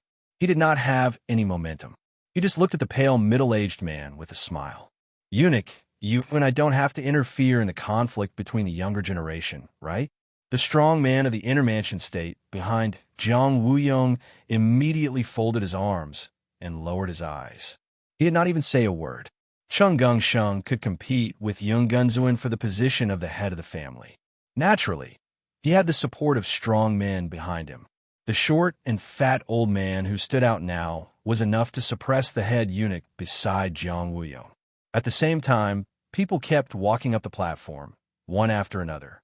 There were 10 of them, and they all happened to be in the reaching heaven state. It should be known that before entering the heaven secret territory, Cheng Gongsheng was short of manpower. He could not even find a second strong man in the reaching heaven state who could put his life on the line. But after coming out victorious from the heaven secret territory in such a short period of time, his force had almost taken shape. This was not something that could be done overnight. He had been preparing for a long time. He was just waiting for that one dangerous gamble. With his magical power, he could immediately turn the wind and clouds into a dragon. Cheng Gongsheng made it clear that he wanted to slap Jiang Wuyong in the face today. He not only expressed his unreserved support for Jiang Wang, but also used this powerless prince to announce Cheng Gongsheng's current position. He wanted more people to open their eyes and stand in line. If he had sent more and stronger people to swarm Jiang Wuyong, it would not have been as scary as it was now. It was precisely because no matter what Jiang Wuyong did, he just happened to have the upper hand and slapped Jiang Wuyong in the face. That was why people could not see through him and felt that he was unfathomable. He could survive in the cracks between those terrifying brothers and sisters and even reach into the Lin family. Jiang Wuyong was not a useless person. It was just that he had underestimated Cheng Gongsheng's support for Jiang Wang and Cheng Gongsheng's strength. At the same time, he had also underestimated Lin Kei's determination to defend his reputation. "I heard that you, Jiang Wang, are also the winner of the Heaven's Secret Territory. Artichi claims that those who dare to enter the Heaven's Secret Territory are the strongest under the Soaring Dragon State." Jiang Wuyong's expression did not change, as if he had completely ignored the hostility of the people present. It seemed that he had never planned to swarm Jiang Wuyong and suppress him with his strength. He stood with his hands behind his back and said proudly, "It just so happens that I haven't opened the Heaven and Earth Gate yet. Do you dare to test a few moves with me and see who the famous weapon suits better?" Chapter 190. Jiang Wuyong came to the Lin family this time because he loved the famous sword. But there was a deeper reason. At his level, he couldn't just do things based on his likes and dislikes. In order to declare his status, the Lin family held a grand ancestral worship ceremony. The two most eye-catching things in Qi's territory during this period were the Tianfu secret realm in Linhai Commandery and the Lin family's ancestral worship ceremony. Jiang Wuyong wanted to take advantage of this ceremony to promote his political stance and show part of his foundation. He had been preparing for cooperation with the Lin family for a long time. For him, a weaponsmith family like the Lin family was also a good partner. Holding the Qiang Commandery was equivalent to holding weapons and armor. Therefore, Emperor Qi would never allow Qiang Commandery to completely rely on any prince or princess. Before the warning line, the support of the Lin family was limited. This was also the reason why the crown prince and the third princess didn't have any ideas about the Lin family. They didn't get much and would get into trouble for nothing. But for Jiang Wuyong, this was already a rare fat meat outside the fingers of his brothers and sisters. First of all, his own power was very weak. To put it bluntly, even if he cooperated with the Lin family, it wouldn't arouse Emperor Qi's vigilance. And although the Lin family couldn't be completely under his control, he didn't dare to have such deep control. But a part of the resources would be enough for him to reach out to the military ministry and ask for strong support later. This was his purpose. From another point of view, as the famous weapon that established the Lin family's position as the holy land of weaponsmiths, the fame of the newly cast famous sword like Sauvignon would belong to whoever got it. For a weak prince like Jiang Wuyong, it could not only increase his fame, but also not be feared by the crown prince. It was very in line with his development plan. Targeting Jiang Wang was just a convenient way to get rid of him. But then again, Jiang Wang, who appeared in the Tianfu secret realm and the ancestral worship ceremony at the same time, was a good foundation for him to set his foot on. First of all, Jiang Wang had no background and was just a foreigner invited by Cheng Gongsheng. He didn't know which small country he came from, so there was nothing to be afraid of. Second of all, through the Tianfu secret realm and the famous weapon casting this time, he also had some fame. It could be used as a stepping stone. Thirdly, Jiang Wang was Cheng Gongsheng's right-hand man. As everyone knew, Cheng Gongsheng was competing with Yung Gunzuin for the family seat. In addition to finalizing the cooperation with the Lin family, he came to Nanyang City this time to express his goodwill to Yung Gunzuin. Why not? Lin Ke was only a junior of the family, and his words carried no weight. Cheng Gongsheng was far away in Handan. Jiang Wuyong, on the other hand, not only had the support of the senior members of the Lin family, but he also had a grand eunuch of the inner mansion stage with him. Suppressing a mere outsider, Jiang Wang, would not be a surprise. He did not expect Cheng Gongsheng to rush over in such a hurry. What's more, he didn't expect that the other party would be so well prepared and be able to reverse the situation so quickly. It was clear that when he decided to come, he had already planned everything. For Jiang Wuyong, understanding the situation was a very important ability. Seeing that they did not have enough manpower, since ganging up on him didn't work, he immediately changed to a one-on-one duel. Of course, Cheng Gongsheng was unwilling to agree. He had always been the one taking advantage of others. When had he ever been taken advantage of? He sneered, "Sure. Are you going to prove us, or are we going to prove you? Or should we prove it together?" Jiang Wuyong's expression did not change. He said, "Since you don't dare to fight me fairly, then let's forget it." Then forget it. I don't want to waste any more time with you. This move of using the situation to get out of the situation was very smooth. If he said that Jiang Wang and Cheng Gongsheng were afraid of his combat power and did not dare to fight him alone, he would not lose face. However, Jiang Wang shook his head and chuckled. "Why wouldn't I dare?" "Brother Jiang."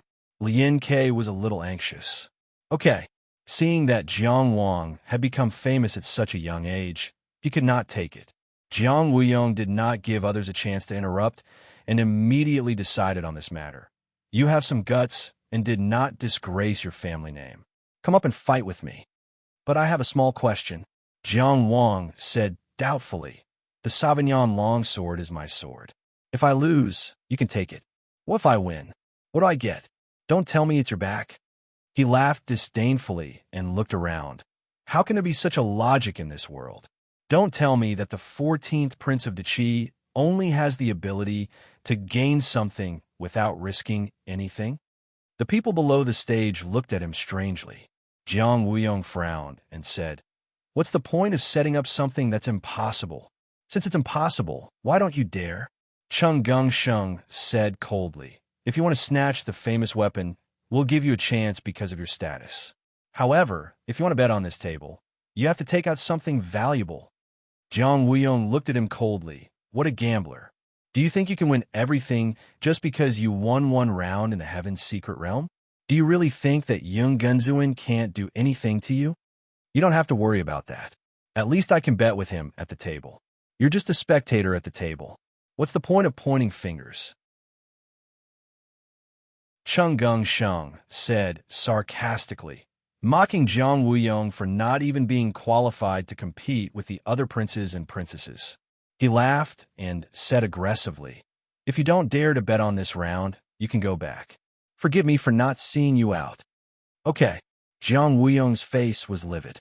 He looked at Jiang Wang and said, "What do you want?" Cheng Gongsheng said, "Jiang Wang, just say the word." Although the 14th prince is a little short on money, the royal family of the Qi has a lot of secret techniques. He was clearly helping Jiang Wang to draw a line. Jiang Wang had already planned it in his heart. He immediately said, I want a low-class fire elemental escape technique and a low-class fire elemental attack technique. I only want secret techniques. He was preparing for the battle system after opening the heaven and earth door.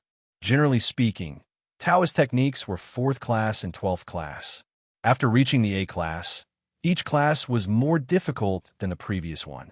Taoist practitioners in the Soaring Dragon realm usually had A-class, low-class Taoist techniques. The Inner Mansion realm corresponded to A-class, mid-class, and the Outer Building realm corresponded to A-class, upper class.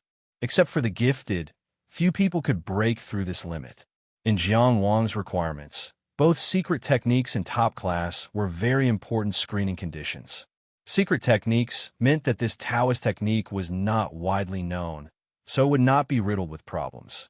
Top class meant that it was the limit of A-class, low-class Taoist techniques. Before opening the heaven and earth door, with his body's reaction speed and the powerful ability to float in the air brought by the Four Spirits body refining technique, his speed would not be much slower than opponents of the same level. But after reaching the Soaring Dragon realm, cultivators could fly in the sky and burrow into the ground. A powerful escape technique was indispensable. This was the reason why he first asked for an escape technique. Hearing this, Jiang Weiyong looked back at the chief eunuch behind him. After confirming that he had a stock that met the requirements, he turned back to Jiang Wang and said, You're very careful. You seem to be able to take it back. This prince agrees. Come. At this time, Chung Gongsheng said, A-class, low-class Taoist techniques can only be used for a while, but famous artifacts can be used for a lifetime. I'm afraid the value doesn't match, right? But what he said was true. Under the watchful eyes of everyone, Jiang Weiyong could not shamelessly bargain with him. He said with a gloomy face, I'll add 10,000 primordial stones. If you're not sincere, then forget it. At this moment, in his heart, this fatty must be the most annoying person in the world. Back in Maplewood City, Fang Zihu took out a Dao primordial stone to bribe Jiang Wang. The basic unit of Dao primordial stone was 100 primordial stones. That was to say, one Dao primordial stone stored 100 primordial stones. The value of 10,000 primordial stones was 1,000 Dao primordial stones, which was a huge sum. Enough. Let's start.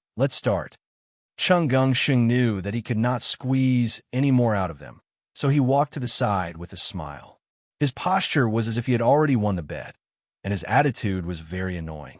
Among the people present, only he had a full understanding of Jiang Wang's strength. If he did not believe that Jiang Wang could win, he would not have allowed this duel to take place at all.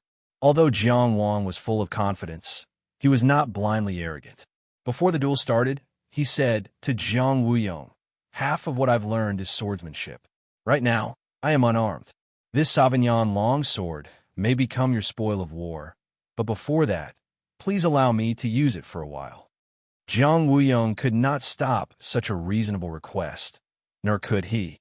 He said generously, I'll let you try it for a while. What's wrong with that? Jiang Wang walked towards the sacrificial racks and finally picked up his sword again. He felt a kind of spiritual calmness, as if his heart, which had been wandering for a long time, had found a place to rest. He sensed so clearly that this was his sword. Holding the sword, he turned around.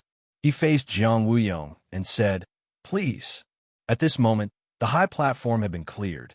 The people brought by both sides had left the platform, and the Lin clansmen were also crowded below the platform.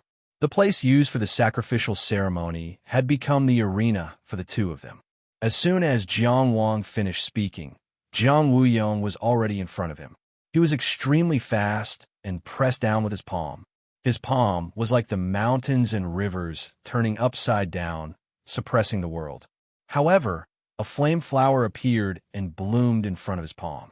This kind of teleportation secret technique before the Soaring Dragon realm was indeed terrifying, but Jiang Wang had seen it before in countless battles in the Great Illusionary Land. He reacted quickly and mobilized his Dao energy, fighting the attack directly. Jiang Wuyong's palm fell, and the purple robe fluttered. Visually, the purple robe flew higher and bigger, almost covering the sky and the sun, making people's vision dark. The flame flower, the only light in the darkness, was extinguished in a flash. However, at the same time, the wood energy in Jiang Wuyong's body grew and twisted in the opposite direction. Dao technique, tiger binding. With this obstruction, Jiang Wang had already retreated and was about to leave the darkness. Suddenly, the purple energy in Jiang Wuyong's body surged and broke the wood energy's binding. He patted the jade belt on his waist, and a cold light appeared in the darkness. There was a sword wrapped around his waist. This sword was also a famous weapon. It was a soft sword named Beauty's Waist. This sword cut through souls and was best at killing heroes. Once the cold light appeared, it was unavoidable. Feeling the purple energy in Jiang Wuyong's body, Jiang Wang quickly extinguished the rising momentum of the east-rising purple energy sword technique. He realized that the east-rising purple energy sword technique back then might have been a deduction made by the great illusionary land based on Qi's imperial swordsmanship. Using this sword in front of Jiang Wuyong would be courting death. His hand pressed on the sword hilt. The sword hilt was wrapped by Lien Ke himself. It was delicate and stable. Jiang Wang held the sword and the longing for the sword. It was as if he was holding the softest spot in his heart. What was his hometown like now? Where were the people in his hometown now? As a stranger in a foreign land, he could not bear to look back at his hometown. In the bright moon, Jiang Wang pulled out his sword, and a bright moon shone through the darkness. It was like memories and longing. He once looked at it from afar and dreamed about it at night. He had already become different, and the moon could not be round again. This was the sword of the sun, moon, and stars. P.S. Last week's small goal was not achieved. Oh, the average number of subscriptions was 97, and there were still 3 left to break 100. There were only 756 recommendations, and there were more than 200 votes left. This week's small goal was to have an average number of 150 subscriptions and more than 1,000 recommendation votes. If I could achieve it, I would add a chapter to update my small goal. Let's see if there was any effect. Chapter 191. Ding, there was an extremely soft sound. It was audible, but it tore through the darkness. It was as if nothing had happened on the stage. Jiang Wang and Jiang Wuyong stood facing each other, their swords facing each other. The tip of the sword was against the tip of the sword, while the longing sword was against the waist of the beauty. They had only clashed once, and it was so gentle. But a huge wave of air suddenly spread out like a gust of wind. The weaker people below the stage were on the verge of collapse. Jiang Wang and Jiang Wuyong retreated. Jiang Wuyong was shocked. Obviously, he did not expect Jiang Wang to be able to withstand his purple aura blotting out the sun palm and block his imperial swordsmanship of the Qi. But when he retreated, his eyes were already filled with purple aura. The ultimate technique of the imperial family of the Qi was the supreme crepe, myrtle middle sky classic. Swordsmanship, power, Dao, and I techniques. It was all-encompassing and powerful. He had almost no shortcomings. This was also why he did not care about the so-called winner of the Heaven's Secret territory.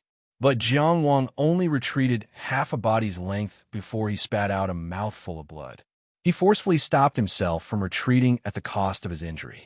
Above his head of white hair, the shadow of thorns appeared. The thorny undergrowth blocked his path. An intense stabbing pain emerged, but Jiang Wang's eyes became clear. Dao technique, crown of thorns. The effect was that the power of the next Dao technique would be increased. He had high expectations of Jiang Wuyong's abilities. When he swung the sword of sun, moon, and stars, he had already prepared for this Dao technique. Of course, he wanted to seize the opportunity by injuring himself. When the crown of thorns appeared, 3 flame flowers bloomed one after another in front of Jiang Wuyong. His purple eyes could clearly sense that the middle flower was more powerful than the rest.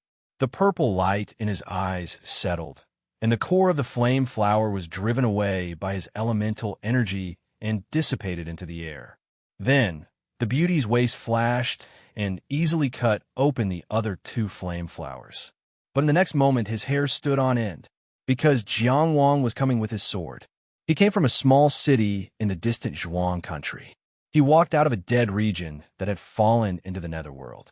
An 18-year-old young man, traveling alone, traversing mountains and rivers, tempering his sword and heart. Every day, he gave it his all. Every step was for the sake of becoming stronger.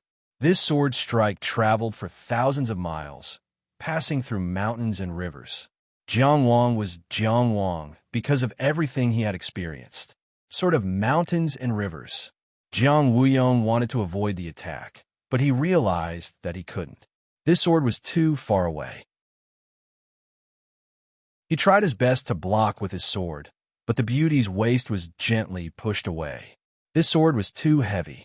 It was as if heaven and earth had merged. Mountains and rivers toppled, and rivers surged.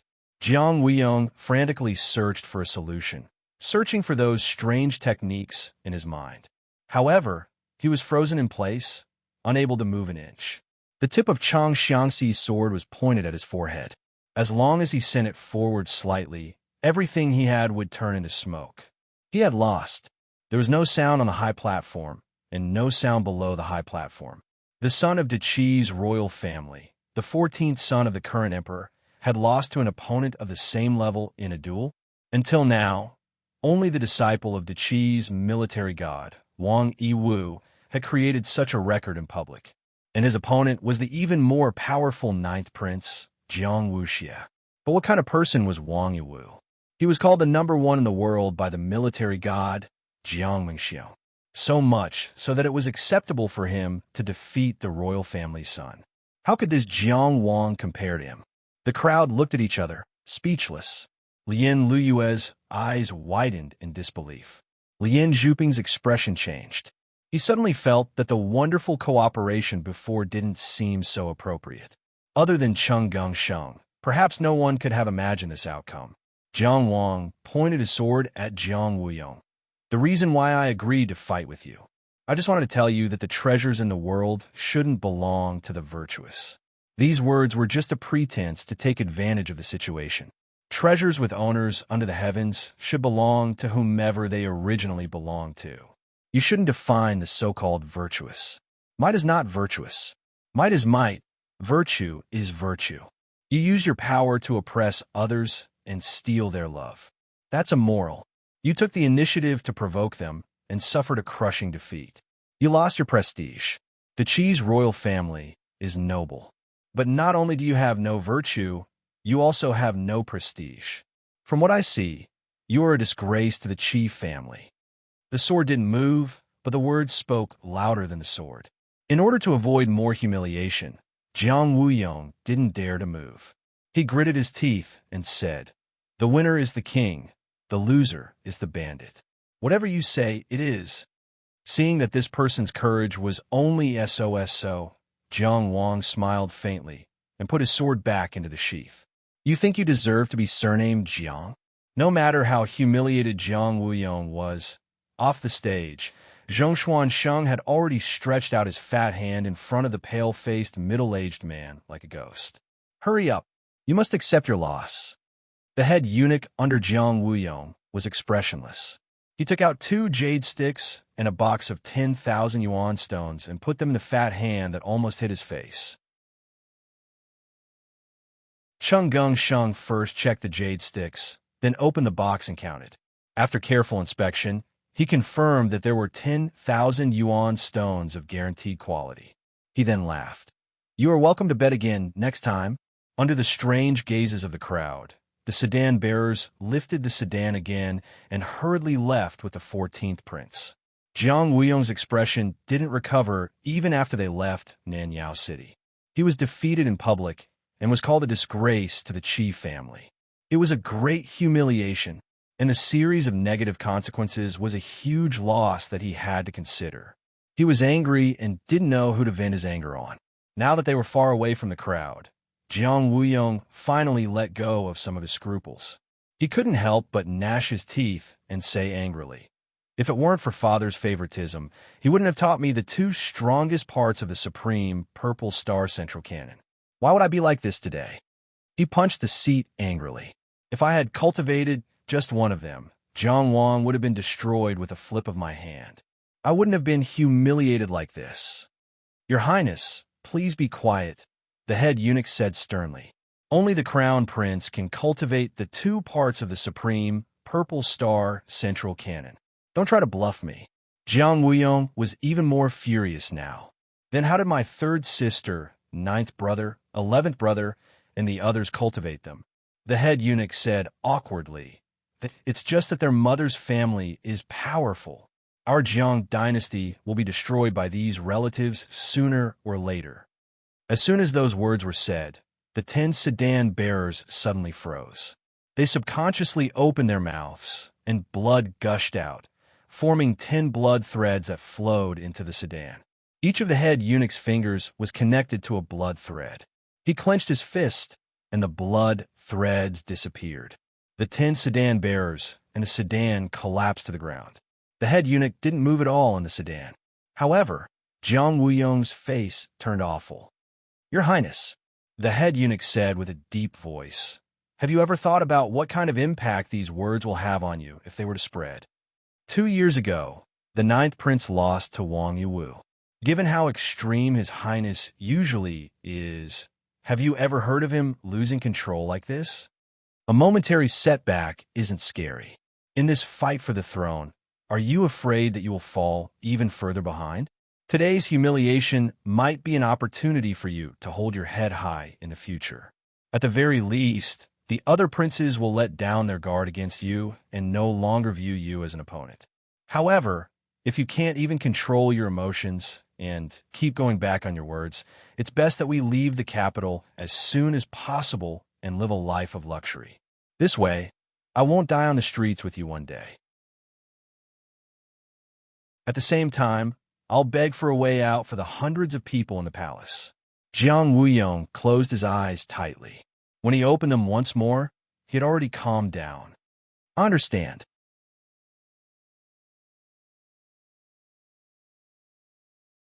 Chapter 192. The Lin family's ancestral worship ceremony had caused an uproar. Not only had Jiang Wuyong lost face, but the Lin family had also lost face because of Lin Kei's fierce response. The guests left one after another, and gossip spread. But this was not something Jiang Wang needed to worry about. At the moment, in the most luxurious restaurant in Nanyao City, Jiang Wang was talking to Cheng Gongsheng. You've offended the 14th prince so badly. Won't it affect you? Jiang Wang asked. He owed Cheng Gongsheng a big favor this time. Cheng Gongsheng's gains and losses were his only concern. Of course it will. But overall, the advantages outweigh the disadvantages. Cheng Gongsheng analyzed for him carefully. His Majesty has 17 sons and 9 daughters. The eldest son has been deposed and is still imprisoned in the palace. The crown prince is the second son. Besides him, only the third princess, the 9th prince, and the 11th prince are very powerful and qualified to fight for the throne. Clans like our Zhongshuan clan won't get involved in the fight for the throne at all. The losses outweigh the gains. No matter who inherits the throne, he will not treat the Zhongginjia badly. So I don't need to give face to the other princes and princesses, and my family won't say anything either. If word gets out, it will prove that the Zhongginjia is only loyal to His Majesty and has no intention to fight for the throne. The fat guy was very proud. He smiled so widely that his eyes narrowed. For us, you've gained a lot of benefits from the bet, and our reputation has risen. Do you know what it means to defeat Jiang Wuyong? It means that you deserve to be one of the strongest in the reaching heaven state. Many people will compare you with Wang Yiwu, and you're my follower. Tell me, how strong should I be? Today, I used all my family's resources to bet on Jiang Wuyong. I want to tell those people that they should reconsider their choice. Cheng Gongsheng only mentioned the advantages, but not the disadvantages. But Jiang Wang certainly knew. He listened quietly, then nodded and said, It's good that you've seriously considered it. With that, he picked up the sword on his knees, got up, and walked out. We'll leave later. Lien, Kay asked me to look for him. He has something to tell me. That incomparably ugly blacksmith. Jiang Wang looked at him helplessly, implying that he should not talk about Lien Kay like that. Also, are you that much stronger? Go, go. Chung Gungsheng waved his hand nonchalantly. When Jiang Wang walked to the door, he said shyly, "Well, apologize to him for me." Lien Kay was forced to commit suicide to prove his innocence. Although the Lien family was mainly responsible for this, Chung Gungsheng's mockery and ridicule also played a huge role. From the bottom of his heart, he truly respected such a staunch person. Of course, it was impossible for the future head of the Zhonggenjia to apologize personally. Apart from the benefits, as one of the 10 most outstanding youths of the Lien family's younger generation, Lien Kay naturally had his own property in South Distant City. For example, this wine cellar. Jars of strong liquor were placed in the hall, and bowls were ladled out to the guests. There were only a few private rooms on the second floor for receiving guests. These properties, including the wine cellar, were mainly used for domestic consumption. However, it was not much because Lien Kay had never been interested in things like power and wealth. He went to the heavens' secret realm to become stronger, and to become stronger in order to forge better weapons. That was all. Jiang Wang had originally planned to leave with Chung Gungsheng after driving Jiang Wuyong away. However, Lien Kay had urged him to stay. Moreover, the higher-ups of the Lien family had the intention to mend their relationship with the Chongxian family after their cooperation with Jiang Wuyong had been broken. Thus, they had temporarily stayed. Chung Gungsheng would not put on a fight to the death just because he had a bad impression of these people. He had basically achieved all his goals on this trip to South Distant City, so there was nothing to be angry about. If one wanted to achieve great things, one could not allow one's personal preferences to influence one's decisions. If one did not accept some steps, there would be many others who wanted to help one remove them. Those competitors could not wait for one to fall and bleed. After communicating with Chung Gungsheng, Jiang Wang went to the wine cellar. When he entered the private room, Lien Kay had been waiting for a long time. He was not a meticulous person outside of weapon forging, but he still asked first, "Is your hand okay?" "It's just a small injury." Jiang Wang smiled. His hand was wrapped in a few layers of gauze, so it did not affect his movement. When you forge weapons, you must have suffered a lot of injuries like this. Yes. Lien Kay sighed and extended his hand to show Jiang Wang. His hand was full of scars and thick calluses. Jiang Wang's hand also had thick calluses, but they were mainly concentrated on the part where he held the sword and the knuckles. His hand was not as scarred as Lien Kay's. "I have a friend. When he was forging weapons a few years ago, he did not control the fire well, and the furnace exploded. Because he was too tired, he could not avoid it and lost his eyes. He was not blind. If he was blind, there was still a chance to treat it. Go to East King Valley or other places and spend more money. There will always be a way." Both of his eyes were gone. "He was very close to you, right?" "Ah, yes. He was considered my only friend." "Then how is he now?" "He could not take the blow and committed suicide that day," Lien Kay said very calmly. The profession of weapon forging was indeed not easy. It was hard, dangerous, and easy to attract covetous eyes. The divine weapons that were forged were usually used by the people who used them. Their names spread far and wide, while the weaponsmiths were mostly unknown to the public. Everyone knew that the owner of the army destroyer was Jiang Mengxiong, but how many people remembered who forged this pair of brass knuckles for him? The situation of weapon forging masters like the Lien family was not bad. They had status and respect, and they did not lack strength. However, most of the people in the world were lowly and ordinary craftsmen who worked hard without complaint. This was also one of the reasons why the upper echelons of the Lien family had immediately given in when Lien Kay went to die. Lien Kay, who had forged the famous weapon Cherished Yearning, could no longer be an insignificant junior to the Lien family. He was one of the important factors in maintaining their status as a weapon forging holy land. Even if they had not thought it through before, they should have thought it through after this incident. Jiang Wang was silent for a moment. because Lien Ke was not a person who needed consolation. Lien Ke placed his calloused hand on the table and said, "In truth, I asked you to stay because I have something to discuss with you." "Speak," Jiang Wang said. "This matter starts with Lien Shao. Do you still remember Lien Shao? That fellow who had mocked and ridiculed Lien Ke in front of the sword furnace?" Jiang Wang nodded. "As I said, he is actually a pitiful person," Lien Ke slowly said.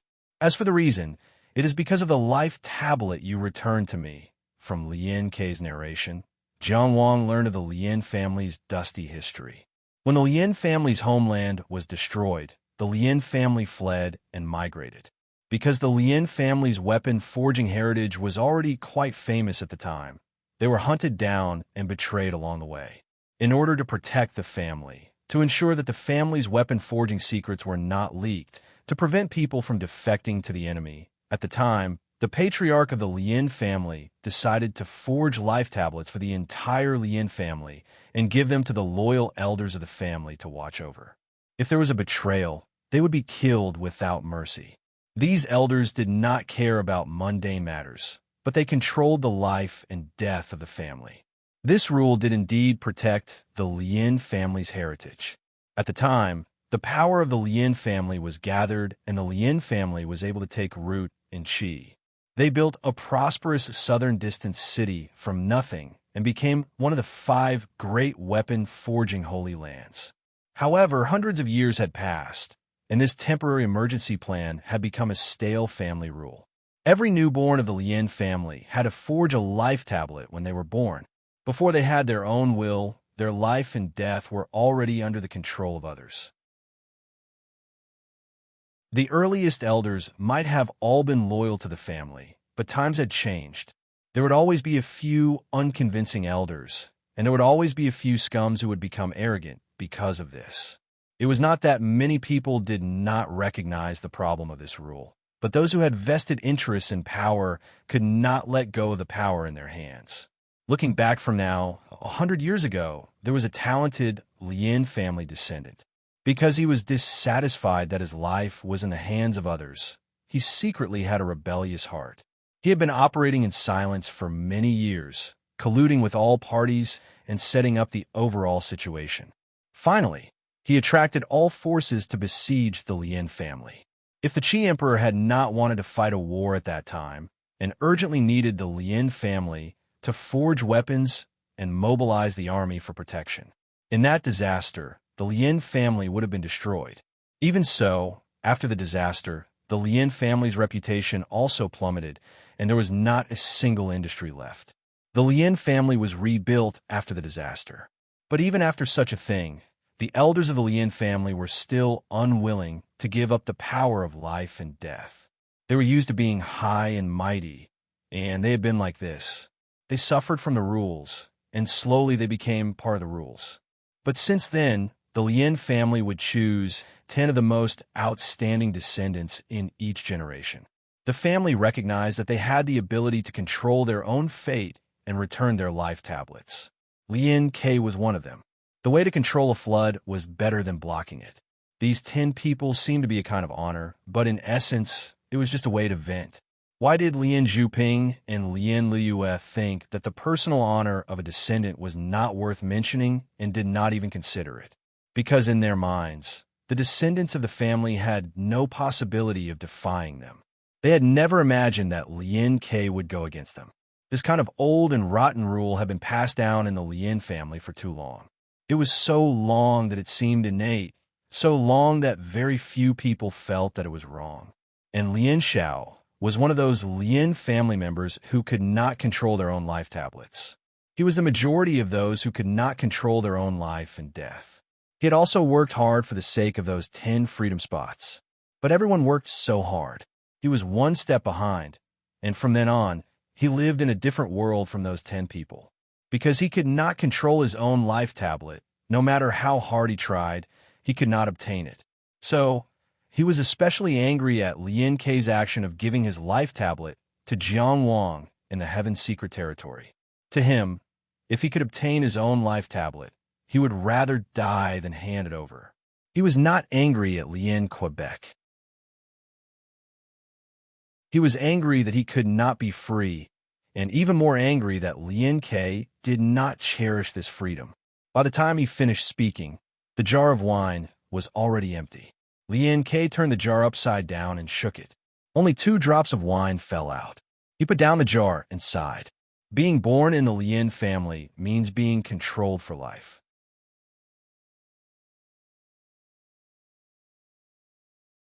Chapter 193. After listening to Lien Ke's story, Jiang Wang felt a pang in his heart.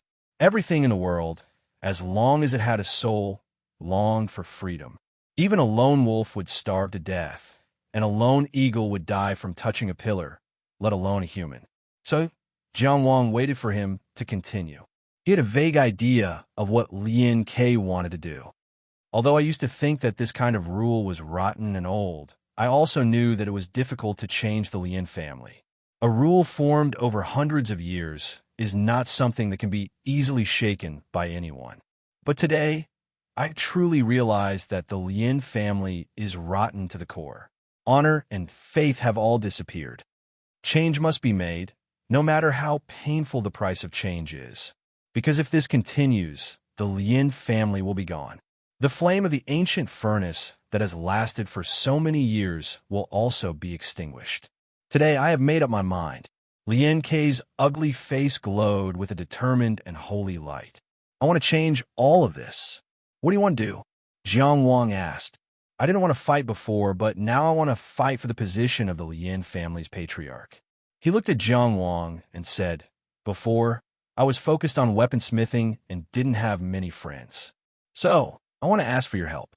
I know that you are working for Cheng Gongsheng, and that Cheng Gongsheng is fighting with Yung Genzuan for the right of inheritance. I am willing to join you. I only hope that when I want to change the Lien family in the future, you can come and help me. Jiang Wang realized that this was a very solid force. With Lien Ke's reputation as a weaponsmith, he had enough capital to fight for the position of patriarch in a weaponsmith family like the Lien family.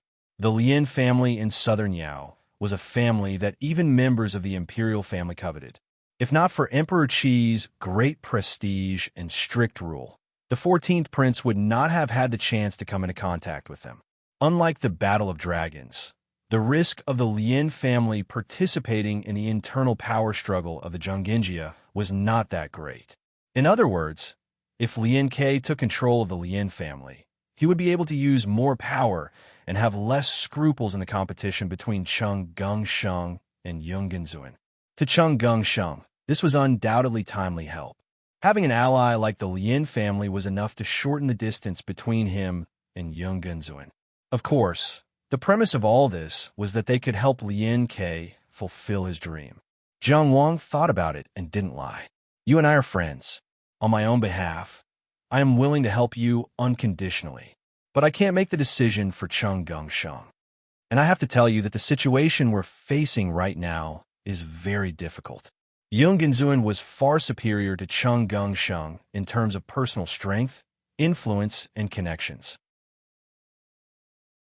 He had been the first-in-line successor for a long time, while Cheng Gongsheng had only just begun to develop. We may need your help now, but I don't want you to make a rash decision. Jiang Wang, said Lien Ke with a serious expression. Whether it's Yung Genzuan or Cheng Gongsheng, I don't trust any of them, so I don't need to think about those things. I only know that you're worthy of my trust, so I'm on your side. I'll help whoever you help. All right, I'll ask Cheng Gongsheng. In front of Lien Ke, Jiang Wang took out the sound-returning pendant and sent a message to Cheng Gongsheng in the restaurant. He realized that this matter wasn't trivial. Rashly letting Lien Ke and Cheng Gongsheng have a private conversation was probably not a good thing. In such an environment like South Distant City, the sound-returning pendant he had prepared for the Heavenly Palace Secret Realm came in handy. As Jiang Wang said, he could only represent himself. He couldn't and wouldn't make a decision on behalf of Cheng Gongsheng. However, when he discussed with Cheng Gongsheng, this fatty's decisiveness was beyond Jiang Wang's expectations. I agree to cooperate. Tell this sentence to Iron Boy. I, Cheng Gongsheng, will never treat my allies unfairly. If you help me control Zhonggenjia today, I'll help you overturn the Lien family tomorrow. Jiang Wang injected his Tao energy and placed the sound-returning pendant in front of Lien Quebec. Lien K didn't have any objection to being called Iron Boy. He glanced at Jiang Wang and said, "Then it's settled." When Cheng Sheng heard the response, he immediately said to Jiang Wang, "It's not convenient to talk about it in detail now. I'll privately establish a secret contact with Iron Boy. Lien Quebec, leave immediately and come to the restaurant to find me. We'll leave the city immediately." Jiang Wang wasn't stupid. It was just that he was limited by his family background and didn't know much about these matters. After hearing Cheng Sheng's words, he immediately understood. The less people knew about his cooperation with Lien K, the more useful it would be in the future. If he made a big fuss about it now, it would only do him more harm than good. A good thing might turn into a bad thing. As the only weaponsmith in the Lien family who had made famous weapons in the past 50 years, Lien K had a bright future ahead of him. As long as he was willing to manage it, he would be able to develop it very quickly. In this regard, Cheng Sheng could secretly provide him with a lot of help.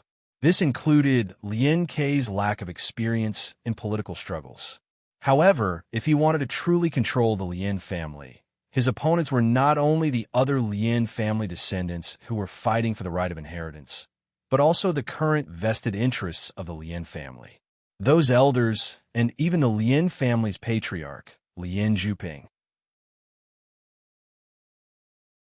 Lien K's current status was, of course, of great help to Cheng Sheng. However, on the other hand, Lien K also had a lot of competitors within the Lien family. If Cheng Sheng openly cooperated with Lien K, in a way, it was equivalent to pushing Lien K's competitors to Yung Gunzuin's side. There was no need to think about whether Yung Gunzuin would do this or not. He himself was doing the same thing. Among all of Yung Gunzuin's allies and various connections, as long as they were competitors with Yung Gunzuin, Cheng Sheng had contacted them all. Otherwise, how could he have developed his forces so quickly? This kind of cooperation existed in the dark and could be used as one of his trump cards. When he and Yung Gunzuin met in the future, it might be the deciding factor.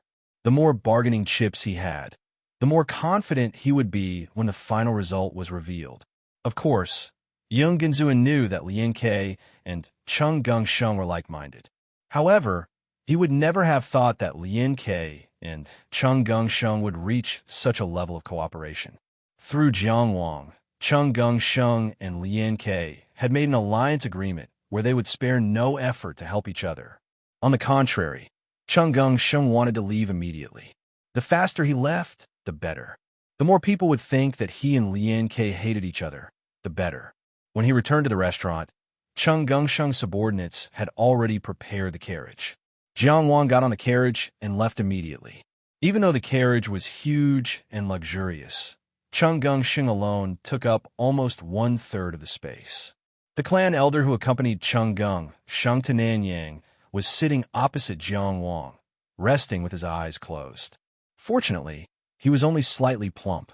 Otherwise, Jiang Wang wouldn't know where to squeeze in. Cheng Sheng lifted the curtain of the carriage to observe the situation in Nanyang City. At the same time, he explained to Jiang Wang, "I'm not afraid that he has conditions or requests. If I lose, everything will come to an end. If I win, all the problems will be solved." Jiang Wuyon was right about one thing. You're really a gambler. Cheng Sheng's contradictory nature was very prominent. On one hand, he was cautious. He lifted the curtain and looked outside. In fact, he was also vigilant of the environment. On the other hand, he was a gambler and often made a big bet. When he heard Jiang Wang's words, he just smiled. "I'm not as good as Yung Gunzuin in every aspect. If I don't have the courage to stake everything on one throw, how can I compete with him?" Hearing this, Cheng Sheng's clan elder opened his eyes and said with a smile, "You're not better than him in courage."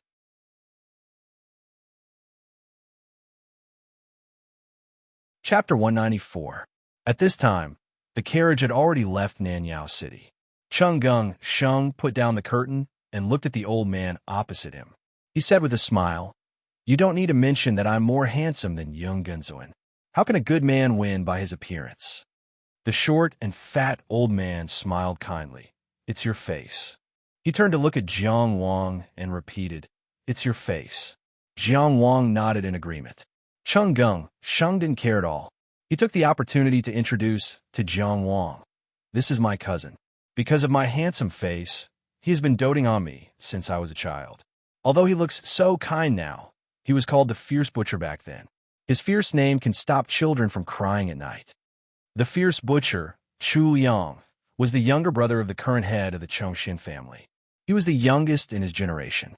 Now, many people might not remember Chongqing Chu Liang, but if the fierce battle of Qi and Xia 30 years ago was mentioned, perhaps everyone would know the name of the Fierce Butcher. That battle was the battle that established Qi's position as the overlord of the eastern region. As a strong challenger of Qi in the eastern region, the state of Great Xia's army was extraordinary. The battle between the two countries lasted for 4 months. In the end, it was Chongqing Chu Liang who led the army to the rear, slaughtered people, cut off food and land, and made the rear of the state of Great Xia chaotic. In that battle, the state of Great Xia, which had been strong for a time and defeated the two regions in the eastern and southern region, was completely destroyed. It had to cede a large part of its territory, abandon many vassal states, and completely retreat to the southern region. If the state of Jing in the central region hadn't intervened to balance the state of Great Xia, the state of Great Xia would have been destroyed. Because of his extremely fierce leading style in that battle, Chongqing Chu Liang was called the Fierce Butcher since then, probably because they were a little fat and had squinting eyes. Among the younger generation, Cheng Sheng, who had lost his father since childhood, was his favorite. Like Yunganzuan, Cheng Sheng was the grandson of the current patriarch, Chongqing Yunbua. They could be considered cousins by blood. However, Cheng Sheng's father had died early. In this aspect, he was congenitally inferior to Yunganzuan. However, in the generation of Cheng Sheng's father, there were almost no outstanding talents. Otherwise, Yunganzuan and Cheng Sheng's generation wouldn't have fought over the inheritance of the family head. Yunganzuan's father was no exception. He still had power and status in the clan, but it was impossible for him to advance any further. However, he had already thought it through. Now he was wholeheartedly trying to push his son to the top. Most of the elders in the clan had ambiguous attitudes. The only one who clearly supported Cheng Sheng was this Chongqing Chu Liang. In Nanyao City, he forced the inner mansion stage great eunuch by Jiang Wuyong's side to retreat with a single sentence. It could be seen that although many years had passed, the might of the Fierce Butcher had not been completely forgotten. "Greetings, senior." Jiang Wang greeted him honestly. He didn't have any direct impression of this short and fat old man's ferocity. He only felt that he was kind and amiable. Chongqing Chu Liang was all smiles. He seemed to admire Jiang Wang very much. "Sheng, has a good eye for people. You're not bad. Your swordsmanship has some charm." For an expert like him, some charm was already a good evaluation. Jiang Wang accepted it calmly. It was a rare opportunity to sit in the same carriage with an expert of this level. He took the opportunity to ask about some obstacles in cultivation. Chongqing Chu Liang patiently answered all of them, benefiting him greatly. By the time they finished talking about cultivation, the carriage had already moved far away. Cheng Sheng was going directly to Handan, the capital of Qi, to continue the unfinished business. Jiang Wang thought about it and felt that after his battle with Jiang Wuyong, it wasn't suitable for him to appear in Handan. Even if Jiang Wuyong didn't want to settle old scores, he couldn't help but see him in front of him every day. Therefore, he took the initiative to ask Cheng Sheng, "Now that I've forged my sword, I need time to practice Dao techniques.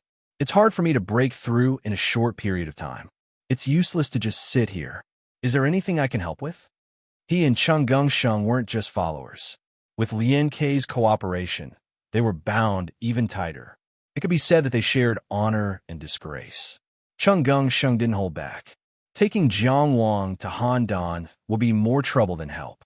He thought about it seriously and said, "There is one thing. The Zhonggenjia has a celestial bluestone mine in the Yang country. Occasionally, it produces precious celestial bluestone. When we first obtained this mine, we estimated that there would be 30 years of mining left. But for some reason, after 5 years of mining, it seems to have dried up. The production is dropping rapidly. This is one of the things I'm taking over. If you're interested, you can go to the Yang country on my behalf and see the situation. Qi was a powerful country in the world. Not only did it have a vast territory, but it also had many vassal states. The so-called vassal states were the states that regarded Qi as their sovereign state. Every year, they had to pay tribute. Once Qi went on an expedition, the vassal states had to organize a certain number of troops to accompany them. Correspondingly, Qi had the obligation to protect these states from being invaded by other states. The Yang country was one of Qi's vassal states. The Zhongenjia was a prominent family in Qi. It was normal for them to have properties in the neighboring states, especially in a vassal state like the Yang country. There must be something fishy about the sudden drop in the production of a mine that had been mined for 30 years. Celestial bluestone was a good material for making artifacts. However, it was only a mineral associated with celestial bluestone. The production was not high. In the past, among the properties that Sheng took over, the value was not high. But now, with the Lianke line, the value was completely different. In Sheng's eyes, it was no longer a mineral. It was a standardized artifact that had already been formed. That was why he took this matter so seriously and asked Jiang Wang to handle it. Of course, on the other hand, although Jiang Wang's power was not bad, in the internal strife of Qi, he was not very useful. His real value was the qualification to enter the inner palace of the god power. It was his future. The best way was to leave after building up his reputation, accumulate power in other places, and then return after fulfilling his potential. Jiang Wang did not think too much and agreed. After all, to him, both Qi and Qi were foreign countries. It did not make a difference where he was. He promised to help Sheng fight. There was nothing much to say. He just had to do his best. All right. Sheng suddenly thought of something and said, "You will pass by Fengxian County on your way to Qi. I received news that Fengxian County's Zhang Yang's family was recently exterminated. Didn't you get along well with Zhang Yang? You can go and ask him about it." What he meant was that he wanted Jiang Wang to help recruit him. However, there was no need to say it out loud. Jiang Wang naturally understood. Wiped out, Jiang Wang thought of the shy and introverted young man and frowned. "Did you find out who did it?" Sheng shook his head. "No." "Okay, I got it." Jiang Wang was deep in thought. Who would bear such a deep grudge against the already declining Fengxian Zhang family? Yet when Fengxian Zhang had a talent and had a chance to rise again, they did such a terrible thing. On the official road, one of the Zhongenjia's carriages split off. The wheels rolled and carried Jiang Wang straight to Fengxian County.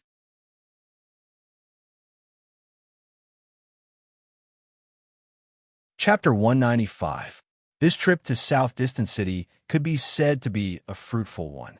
10,000 primeval stones was not only the currency of the extraordinary world, but could also be used as resources for cultivation and supplies for long battles. Jiang Wuyong had lost 2 low-grade, A-grade Dao techniques to him. One of them was a fire element offensive Dao technique called Erupting Flame Sparrow, while the other was a fire element escape technique called Flaming Meteor. Although cultivating the 4 spirits body tempering technique allowed him to have a deeper control over the 4 elements of wood, metal, water, and fire, this technique was more focused on refining the body. In terms of control over elemental energy, he had not reached the level of Wang Zhangxiang's innate Wind Sparrow True Spirit, which was not enough for him to master Dao techniques. These 2 Dao techniques could only be officially cultivated after reaching the Soaring Dragon Realm. As usual, Jiang Wang entered the Great Illusionary Land and used the Dao Development Platform to deduce these 2 Dao techniques. This was not to say that his one level of the Dao Development Platform was enough to optimize such an A-grade Dao technique. Previously, he had tested it with the Binding Tiger, Flame Flower, and Crown of Thorns. For such a high-grade Dao technique, the one level of the Dao Development Platform had no room for optimization.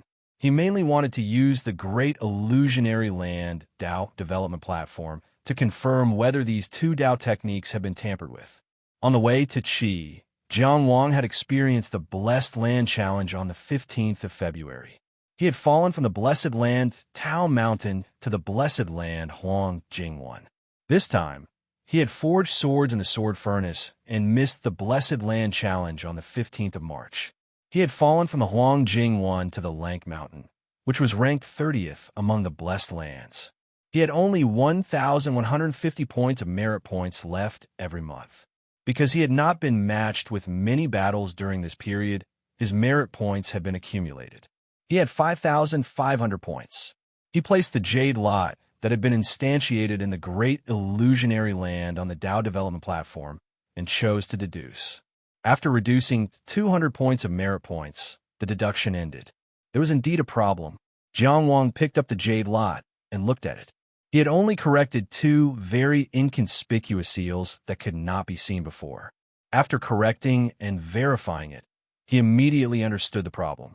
If he directly cultivated according to the Dao techniques that Jiang Wuyong had given him, he might make a mistake in a battle. Knowing that he had the Great Illusionary Land, Cheng Gung Sheng reminded him to choose Dao techniques when he was choosing his wager. Previously, when he tried to perfect the three Dao techniques that Cheng Gung Sheng had helped him find, although the deduction was fruitless, a prompt had appeared in the Great Illusionary Land at that time.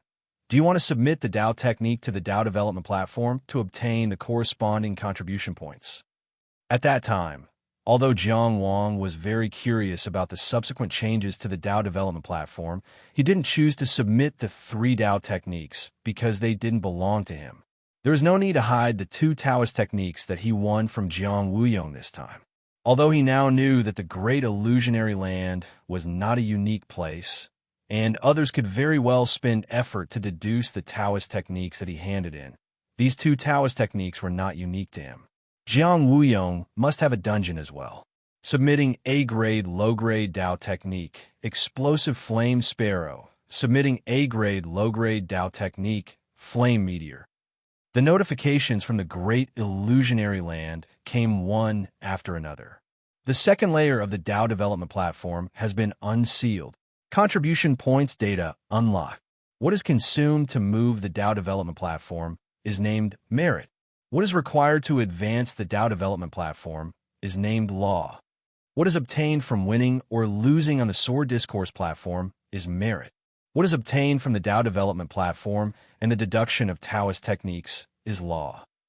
Jiang Wang turned his head to look at the shadow of the sundial and saw the words gradually appear on it. Blessed Land 30, Master of Lank Mountain. Dugawudi. Sword Discourse platform. 7th grade, reaching Heaven State. Required to advance, Soaring Dragon State. Merit, 5,300 points. Dao development platform, 2nd layer. Law, 400 points. Required to advance, 10,000 laws. The main Dao development platform of Lank Mountain is in a sealed state and can be unsealed by 1,000 laws. Not yet unsealed. He had obtained the Great Illusionary Land for a long time, but today, with Jiang Wuyong's help, he was able to unseal the second layer of the Dao development platform. Merit was the merit of cultivation, and law was the protection of Taoism. After the advancement, the appearance of the Dao development platform did not change much. It was still the same bamboo table and the same jade book. It was just that the bamboo was greener and the white jade was brighter. Under Jiang Wang's gaze, the jade book slowly flipped open. Swordsmanship, East Rising Purple Chi Sword Code, Military School's Cultivation Method, For Spirits Body Refining Technique, Tracing Taoist Technique, Remembrance Taoist Technique, Flame Flower Taoist Technique, Flame Meteor Taoist Technique, Explosive Flame Sparrow, the Taoist techniques that he had deduced and the Taoist techniques that he had voluntarily submitted slowly flipped open, and a second page appeared on the Jade Book. In the middle, there was the East Rising Purple Chi Sword Code. The Four Spirits Body Refining Technique and Remembrance were all strengthened by consuming energy on the Dao development platform.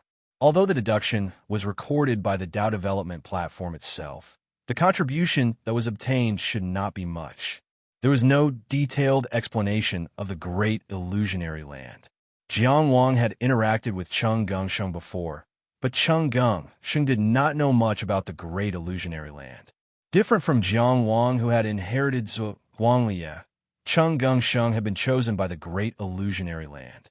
The only thing that Cheng Gongsheng was certain of was that the Great Illusionary Land was not the product of some conspiracy and was definitely beneficial.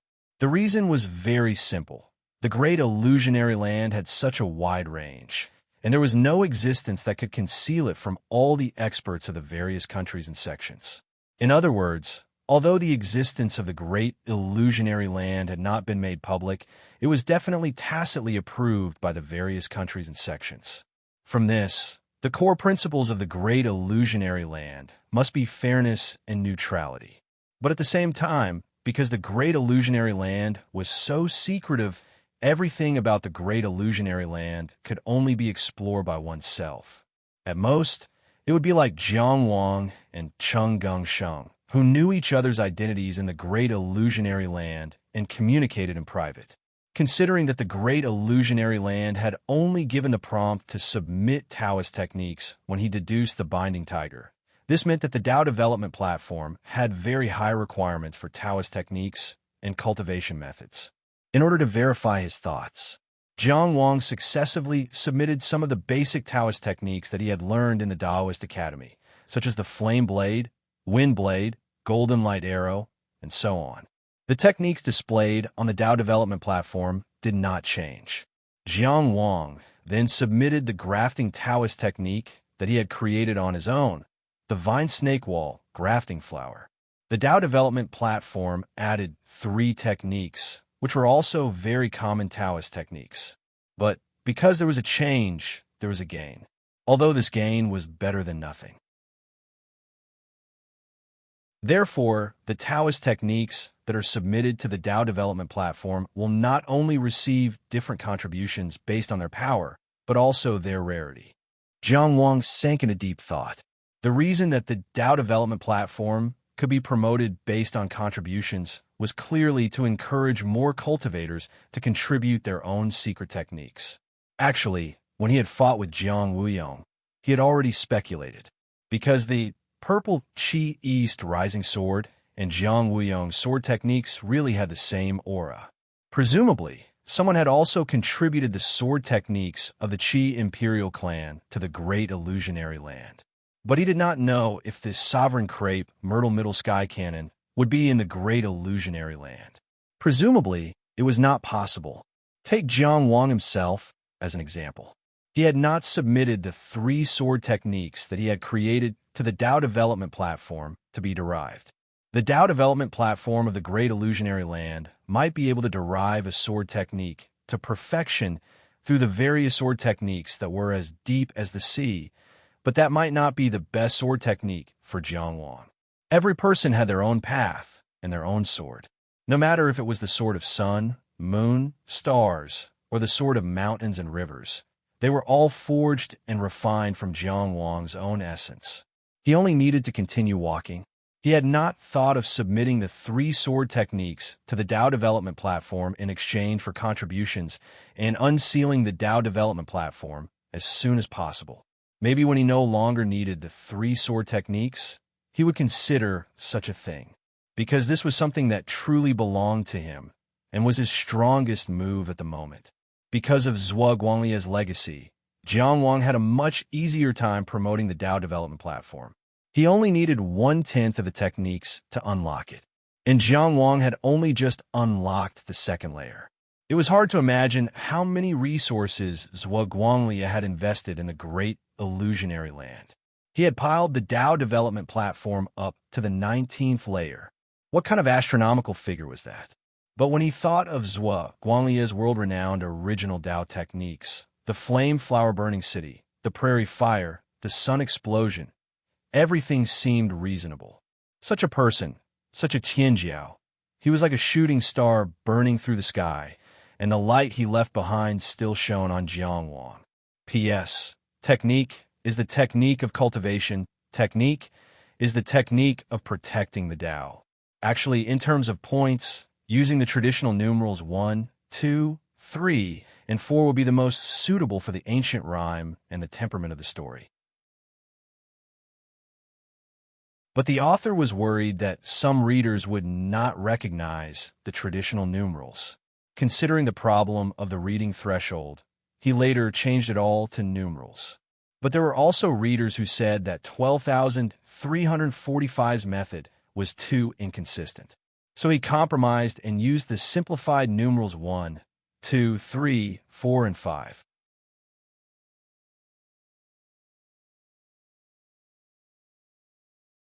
Chapter 196. Looking at his 5,300 merit points, Jiang Wang was quite satisfied. When he reached the Yang country and the situation calmed down, he might try to get a place in the reaching Heaven State matching battle in the Great Illusionary Land.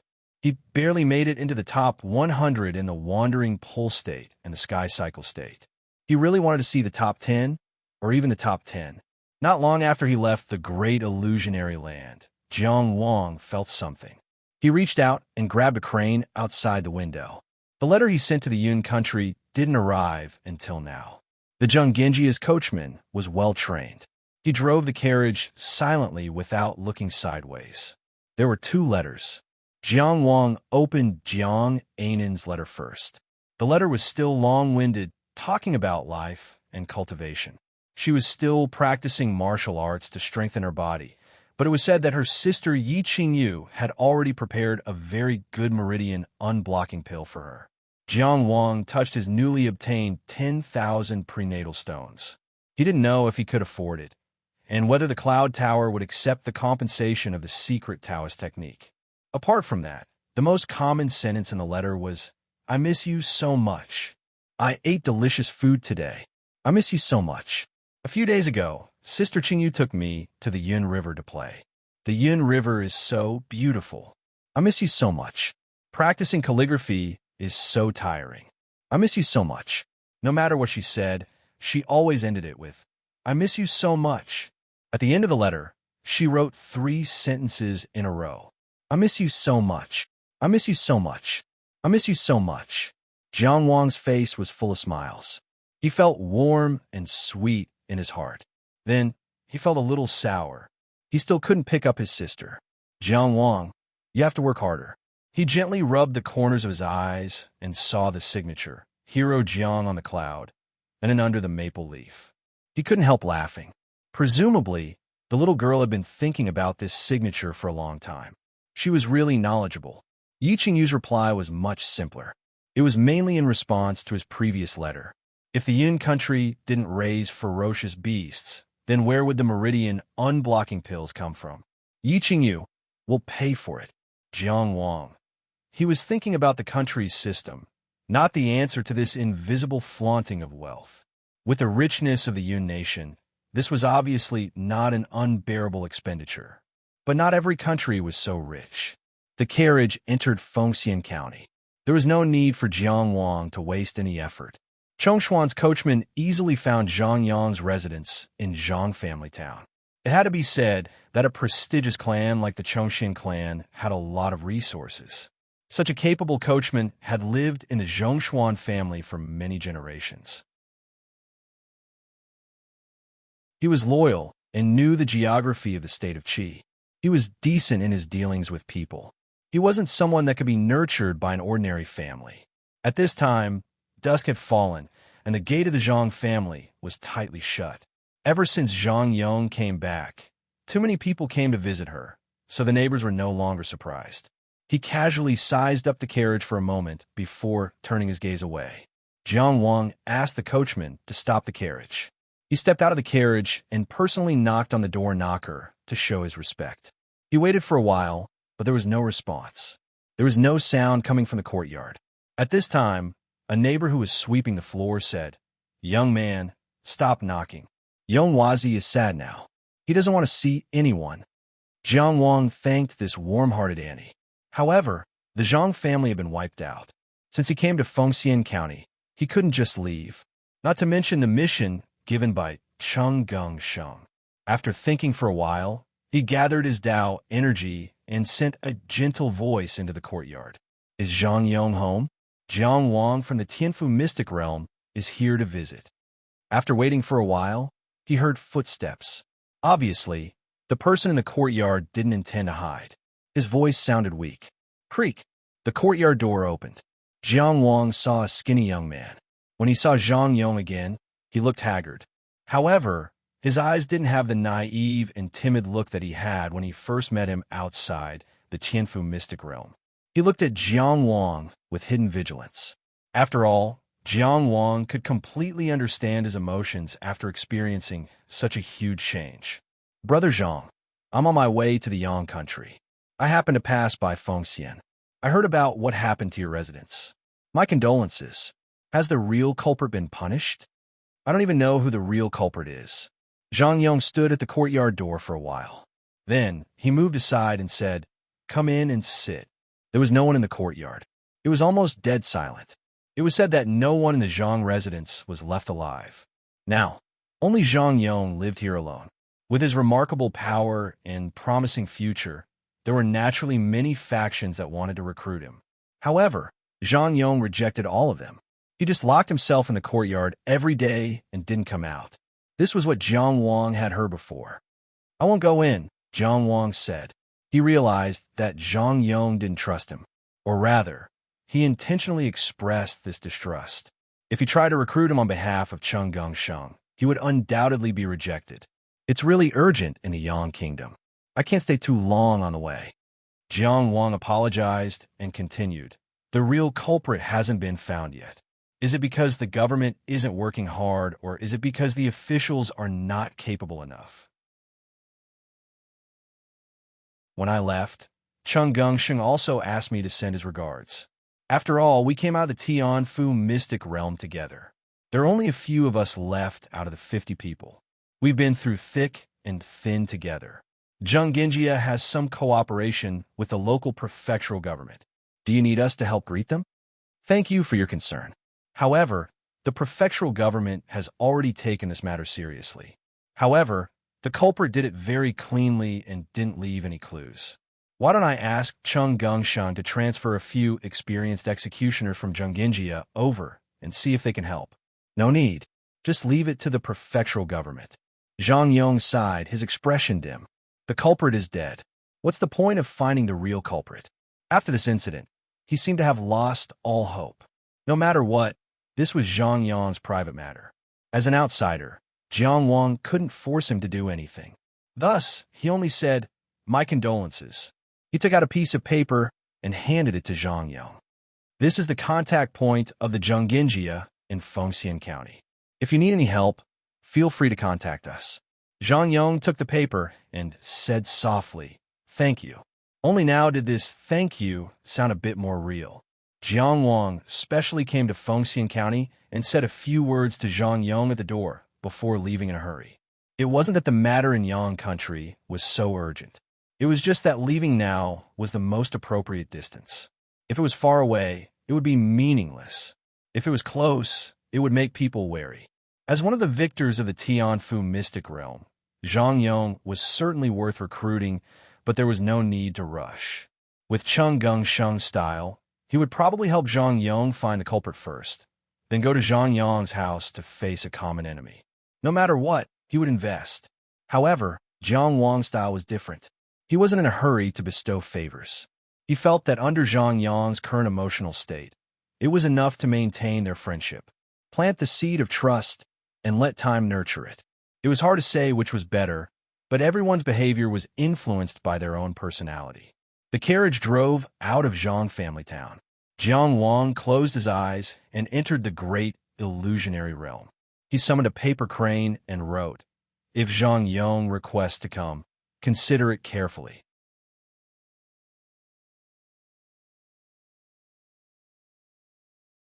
Chapter 197. When he saw Zhang Yong this time, his temperament had changed drastically. It was normal for him to have such a change after such a sudden change. But he felt that something was wrong, just like when he saw him outside the Heaven's secret realm. Although he appeared reserved and timid, which was very suitable for the descendant of a declining noble family. But he always felt inexplicably uncomfortable. This uncomfortable did not mean that Jiang Wang had any opinions or bad impressions of him. It was just that he had a good impression of Zhang Yong at that time. It was just that he subconsciously felt that it was not appropriate and natural enough. It was just like his state at that time. It was a little disharmonious. At this moment, although the emaciated Zhang Yong was sad, silent, wary, and in pain, Jiang Wang had a very strange feeling that this was the real him. There was no logical reason. It was the most direct feeling. In any case, since he judged that there was no possibility of recruiting Zhang Yong for the time being, Jiang Wang did not continue to waste time here. The Yang Kingdom was located in the northwest of the Qi Kingdom. The driver was good, and the carriage was pulled by fine horses. With the name of the Zhenggenjia, the carriage moved forward smoothly and steadily. Jiang Wang sat in the carriage and closed his eyes to cultivate. Maplewood City. Almost all of his vitality was gone. Only a weak life fire was burning on the body of a withered man. He did not know how much time had passed. Maplewood City seemed to have lost the meaning of time. The only thing that could prove the passage of time was probably behind this person, the endless tombs. He alone had buried everyone. He remembered that this should be the Wang clan's land. Which part of Maplewood City did he not know? How many years had he lived here? Memory was really a torturous thing. Ling He trudged through the ruins. The corrosion of the netherworld aura should have taken his life long ago, but for some reason, he was always hanging on by a breath. That breath was not breath, but a wisp of black and yellow aura that floated in the Tongtian Palace. Ling Yi did not know that it was the aura of merit that he had brought when he used the scripture of salvation to expiate the dead. Black at the top and yellow at the bottom. It was the color of heaven and earth.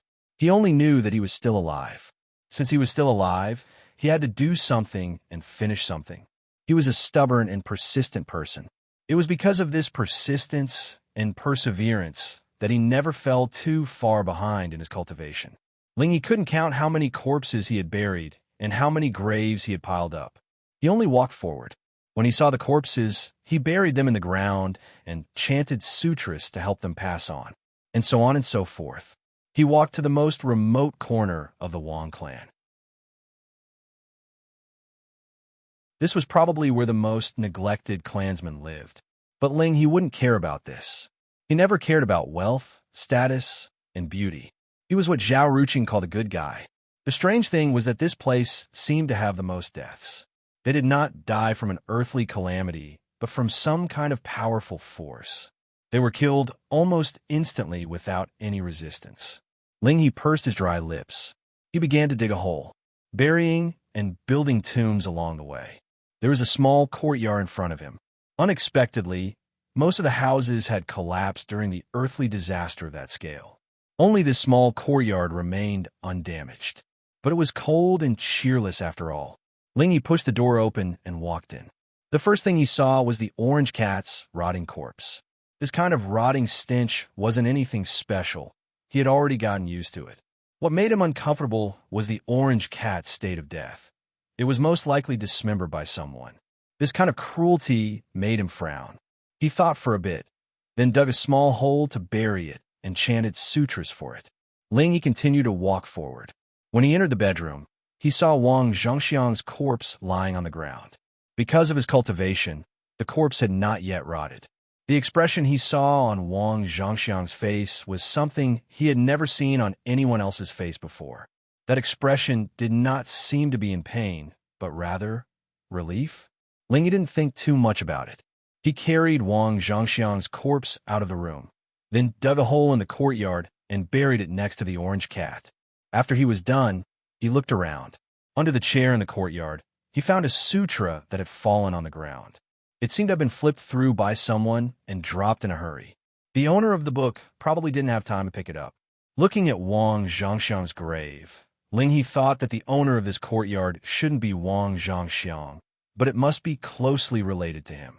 Ling He walked forward, picked up the sutra, and looked at the cover. The cover was probably made by the owner of the sutra himself. It was very detailed. The words written on the cover were, "The Sutra of Expiation." Lingyi couldn't help but sit down on the chair and began to read the sutra. He was too tired, but the physical exhaustion wasn't unbearable. What was truly unbearable was the pain in his heart. Every corpse that he buried with his own hands seemed to be telling him that those experiences weren't nightmares. They were things that had truly happened, and things that couldn't be undone. Perhaps the sutra had a way to resolve the helplessness of the soul. The Sutra of Expiation itself didn't have any thaumaturgy, but as a sutra, it was the core sutra of Penglai Island. Its full name should be Supreme Dongxian Spirit Treasure, Immeasurable Expiation Sutra. This sutra was said to be the leader of all sutras, the origin of all sutras, the origin of all sutras. Reciting this sutra was said to be able to eliminate natural disasters, protect the emperor, poison the underworld, and save millions of people. Both men and women would be protected, salty enough to live forever. This was a sutra that passed down the Tao. It wasn't the foundation of cultivation, so it wasn't a secret. Of course, it had immeasurable thaumaturgy, but the copy wasn't. Its true value lay in the mysteries of heaven and earth described in the sutra. Those with wisdom might be able to obtain a few things from it. Since ancient times, there was no lack of Taoists, Confucians, and Zen masters who didn't cultivate any thaumaturgy. And for such knowledgeable people, they were able to comprehend the secrets of the sutras, using their great wisdom to obtain great thaumaturgy, reaching the pinnacle of transcendence in one step. It was said that those who could read the Sutra of Expiation were known as Immortal Path, Noble Life, Immeasurable Expiation, Open 8 Gates, Fly to the Heavens, Sin Blessings, Forbidden Precepts, Fate and Karma, Universal Enlightenment, Dead Souls, Birth Bodies, Living Bodies, Hear the Heavens. Of course, it was only a rumor. No one had seen it for themselves.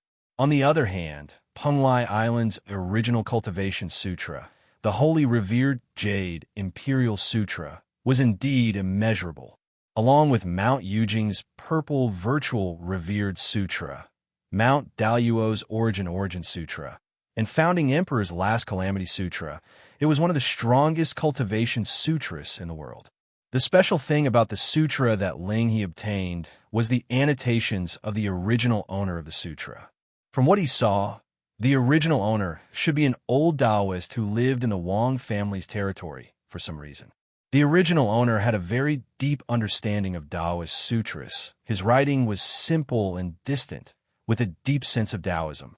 Lingyi didn't agree with some of his ideas, but he had to admit that the original owner made some sense. But the more he flipped, the more he felt a sense of oppression. Maybe, after reading the sutra to a certain extent, he could already foresee today's tragedy. The thought flashed across Lingyi's mind. He picked up a dried leaf and used it as a bookmark, brought the sutra with him, and left the small courtyard. It was time to continue the expiation of the dead. He decided to read 2 pages of the sutra every day, to explain his understanding and to verify it with the annotations. This would be one of the rare, interesting things in these difficult days. That is, if he could still survive.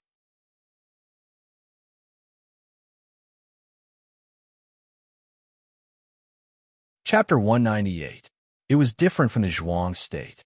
Qi did not set up a separate department to handle transcendent cases. Instead, all cases would be handled by the government. The constables of each region, from normal to transcendent, had different ranks and enjoyed different resources. Their ranks were not determined by their cultivation, but by the number of cases they solved. If they solved 3 cases of the Soaring Dragon Realm, they would be promoted to rank 6 constable. Because all the constables above Transcendent had a green waist tag, which was different from the normal black waist tag, people often called them blue metal constables. Because of this promotion rule, the constables of Qi were usually stronger than normal cultivators of the same realm. Of course, there were also cases where their cultivation was not high enough, but they could solve cases that were beyond their cultivation. Those cases were extremely rare, and usually they had some kind of secret technique that was different from normal people. Lin Yuxi was such a blue metal constable. She was only a rank 6 Soaring Dragon Realm cultivator, but she had solved more than 6 cases involving rank 5 Intermansion Realm cultivators. It should be known that cultivators of the Intermansion Realm would rarely conceal their crimes, even if they committed them. Moreover, they had many ways to destroy the evidence, so it was difficult to find out. In the whole of Qi, there were no more than 20 cases involving Intermansion Realm cultivators that had accumulated in the government. If it was not for the fact that her cultivation could not keep up, she would not be a rank 5 constable anymore. At this moment, she was standing in front of a dilapidated courtyard in a small city in the northernmost part of Fengxian County. Behind her was a group of rank 6 blue metal constables, who quickly spread out and surrounded the courtyard. There was also a rank 5 constable with her, who was a rank 5 constable with her. Yes, the famous divine Constable Lin Yuxi was a woman. For generations, the Lin family had made a living as a constable. After 3 generations, there was only one daughter left. Originally, they thought that their ancestral skills would be lost, but Lin Yuxi had surpassed them. Constable Lin, are you sure the culprit is here? The Intermansion constable beside her was a middle-aged man with a dignified face. He could not help but ask, "It has been so many days. If we still can't find the culprit, we will all be in trouble." What they were investigating this time was the extermination of the entire Phoenix Immortal Zhang clan. To be able to invite 2 5th-grade blue metal constables to investigate this case, it was naturally not something that anyone in Fengxian County could do. The person who had truly contributed was the 11th prince, Jiang Wuqi. Although he was young, the way he did things was grand and majestic. He resembled the current emperor the most. The reason he was supervising the case in Fengxian County was not purely to rope in Zhangyang. They even used that to show the Jiang dynasty's attitude of not forgetting the nobles and officials. His actions were not just to strengthen himself, but also to increase the influence of the entire royal family. Lin Yuxi wore a green headscarf and stood with his hands behind his back, looking like a refreshing young man. Hearing this, he only said, "Has the array disc been set up? Are you sure the battle won't affect the surroundings?" "No problem," she said indifferently. "Then let's go in and catch him." As soon as he finished speaking, the middle-aged man no longer hesitated and directly broke through the door with a slash. The entire courtyard, starting from the courtyard door, was split in half. The door was smashed open, and smoke and dust rose. Many blue metal constables rushed in. However, all they saw was a single person sitting cross-legged in the dilapidated courtyard. That person's face was filled with scars, making him look hideous and terrifying. His aura was faintly discernible, indicating that he was also an inner palace realm cultivator. However, he just sat there and looked outside the courtyard quietly. "Lin Yuxi, you really live up to your reputation. In the end, I was still found by you all." His voice was also very strange. It was rough and difficult to speak, and his tone was calm. It was impossible to hear his original voice. "Why bother?" Lin Yuxi asked. However, she did not get an answer. Right in front of these blue metal constables, that person suddenly exploded. An inner palace realm cultivator was someone who could rule over an entire city. No matter where he went, he would be a hero of a region. Yet, as soon as he was discovered, he chose to self-destruct. Even though the blue metal constables present were all people who had seen the world, they were still shocked by this. "What's going on?" The stern-looking inner palace realm constables asked. "Keep his body and bring it to the child of the Zhang family in Fengxian. This case has been closed." Lin Yuxi sighed. "He is the murderer who killed the entire Zhang family in Fengxian." But the inner palace realm constables asked why. Lin Yuxi shook his head and turned to leave. "I'm only in charge of finding the murderer. As for the story behind this, I can't find the answer." Sun Country, Rizhao Prefecture, Jia City. The celestial bluestone mine, controlled by the Zhongenjia, was in this city. Before entering Sun Country, Jiang Wang had already sent the Zhongenjia's coachman back. He did not want to come to Jia City directly as a messenger of the Zhongenjia. Other than the superficial peace, he might not be able to see anything else. Sun Country's situation was similar to Zhuang Country's. It was also a place where ferocious beasts roamed freely. There were official roads connecting the various cities in the country, and there were beast-repelling arrays carved on the roads at set intervals. The wilderness was a dangerous place. Jiang Wang stopped in a small mountain in the wilderness. When he was just in the meridian wandering realm, he could move freely among the ferocious beasts. With his current strength, as long as he was not surrounded by a large group of ferocious beasts, he would not be in any danger. The so-called dangerous place was only for normal people. The most eye-catching thing about him was his white hair. As a vassal state of Qi, the Sun Country might be interested in the Tianfu mystic realm. There was a chance that someone would be able to guess his origin from his white hair and understand his intentions. Before he officially started his plan, he had to hide something. Jiang Wang now had a year-nourishing pill that could increase one's lifespan by 1 year, and a longevity fruit that could increase one's lifespan by 10 years. The reason why he did not eat them earlier was because he wanted to continue feeling the effects of aging so that he could complete the last sword of the 3 major sword techniques. Since he could not avoid aging once, he had to make use of this state. Now that he felt that the sword could be used at any time, he did not need to suppress it anymore. First, he ate the year-nourishing pill. This pill was made by grinding the turtle shell of the country's protector beast into powder. That beast's battle power was close to the truth realm, and its body was full of treasures. The country's protector, Zhao Tsong, must have a better year-nourishing pill, but that had nothing to do with Jiang Wang. The year-nourishing pill did not have any taste, but after swallowing it, there was a warm feeling and it was over in a flash. Jiang Wang then wrapped the longevity fruit in his mouth. The fruit melted in his mouth, refreshing and sweet. It flowed down his throat and into his limbs and bones. He could even clearly feel that his essence, energy, and spirit had been replenished. The increase in power would increase one's lifespan, and with the year-nourishing pill and the longevity fruit, it was replenished. At this time, his lifespan was not much different from before he used the white bone escape technique. Of course, it was a pity that the year-nourishing pill and longevity fruit had no effect on him. At this time, Jiang Wang felt his scalp itch. He brushed his hand across it and wiped away all his white hair. A ball of water condensed in front of him, and Jiang Wang watched as he turned into a handsome little bald head. Then, black hair appeared on his bald head. His black hair grew rapidly until it reached his ears. It was not as long as before, but could be tied into a Dao bun. Of course, Jiang Wang would not tie it into a Dao bun. He no longer felt a sense of belonging to the Zhuang country or the Dao sect. He casually tied up his hair. At this time, he was wearing ordinary clothes and had a long sword at his waist. He controlled the fluctuations of his Dao essence. He casually walked on the official road, looking no different from an ordinary youth, except for his overly heavy heart.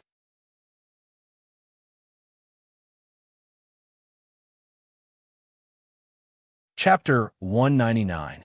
As the overlord of the Eastern region, Qi's words carried weight in the entire Eastern region. Not only did they occupy the most fertile land in the Eastern region, but they also governed many vassal states and secretly supported many sects on the islands near the sea. However, in the Eastern region, not all powers were willing to give face to the Jiang dynasty. Legalism's holy land, Sanqing Palace, and Buddhism's Eastern Holy Land, Xiankong Temple. The fishing tower on the islands near the sea, the East King Valley that cultivated both medicine and poison. These large sects had already formed their own countries. It was just that they had yet to establish a national system. For example, the state of Chu and the state of Zheng, which were located at the border between the northern region and the eastern region, also had complete sovereignty and were self-governing. With the secret support of the Mu state of the north and the overlord of the central region, the Jing state, they really dared to bare their fangs at Qi in recent years. There was a huge canyon between the Chu Nation and the East King Valley. It was called the Broken Soul Gorge. The canyon was so long that it even exceeded the length of the East King Valley. It started in the Rhone country in the north of the Yang country and ended in the northern desert. It was said that it was not far from the endless quicksand. It was as if the end of the east was a bottomless sea. At the end of the north was a barren, scorched land. The endless quicksand was the most dangerous place in the desert known to ordinary people. It was precisely because this canyon was so deep, so long, and extended all the way to that mysterious and terrifying place. It was as if he was passing through the netherworld and entering hell. Every passerby who passed by this place felt as if their souls had been shattered. Hence the name. This place had always been deserted. However, right at this moment, there were 7 people standing on the precipice of the Death Soul Gorge. It was a cross-section of the cliff. Looking up, it was too high to climb. Looking down, one couldn't see the end. However, these 7 people were as calm as pine trees, their robes fluttering in the wind. A handsome man with eyes like cold stars stood in front of the crowd. He seemed to be the leader. If Jiang Wang were here, he would recognize that this person was Ying Guan, whom he had met in the U State. His long hair fluttered in the wind, and his figure was tall and straight. He wore a green robe with a pendant hanging from his waist. His sword-like eyebrows reached his temples, and his temperament was unique. Of these 7 people, the others had either covered their faces with scarves or masks. All of them had made different kinds of concealment. He was the only one who revealed his true appearance and faced the other 6. After escaping from the U country, not much time had passed, but Ying Guan obviously didn't waste any time. His aura was more stable and powerful than before. At this moment, he had gathered these 6 people with different auras, but all of them were tyrannical. Of course, it was not to look at the scenery of the Broken Soul Gorge. There was nothing to see here, and no one was willing to look at the scenery. Since we've decided to get together, with your talents, doing anything else would be a waste. Ying Guan faintly spoke, but no matter how strong the wind was, it couldn't cover up his voice. Our path to becoming a powerful organization starts from killing. Then, a hoarse voice asked from across him, "What is the name of our organization? We are all people who have nowhere to go, and even hell won't open the door for us, aren't we?" Ying Guan stood against the wind, his long hair fluttering in the wind. His gaze swept past the heads of these people.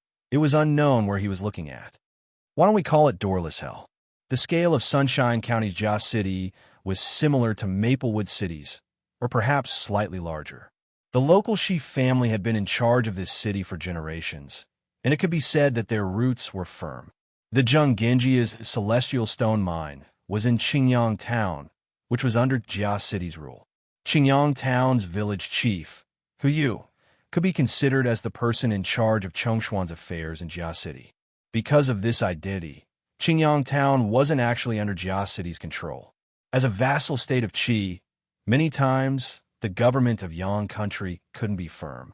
After Jiang Wang learned about the sudden drop in the Celestial Stone Mine's production, his first thought was that the problem might be between Jia City and Qingyang Town. The whole of Jia City had a total of 8 towns. When the Zhenggenjia took down the Celestial Stone Mine here, it was in fact eliminating 1 town.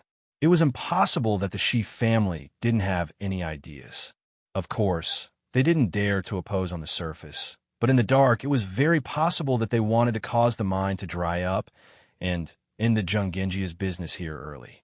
As for Hu Yu of Qingyang Town, he had been in contact with the Zhenggenjia for so long, so he probably didn't have the guts to do anything. Or rather, he wasn't that stupid. As long as the Zhenggenjia was still operating this mine in name, Hu Yu would be the king of Qingyang Town.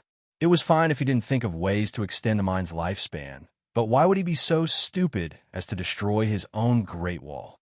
It would be best if things could be simple, but Jiang Wang wasn't too optimistic. As for the truth, he still had to personally investigate to be sure. This was also the reason why he came here in disguise. The Celestial Stone Mine itself was equivalent to a village. There were cultivators guarding it all year round, and it was also protected by a formation. Many miners lived here. There were also official roads connecting the mine and Qingyang Town, but the Zhenggenjia's mine obviously didn't have much protection from the Yang country.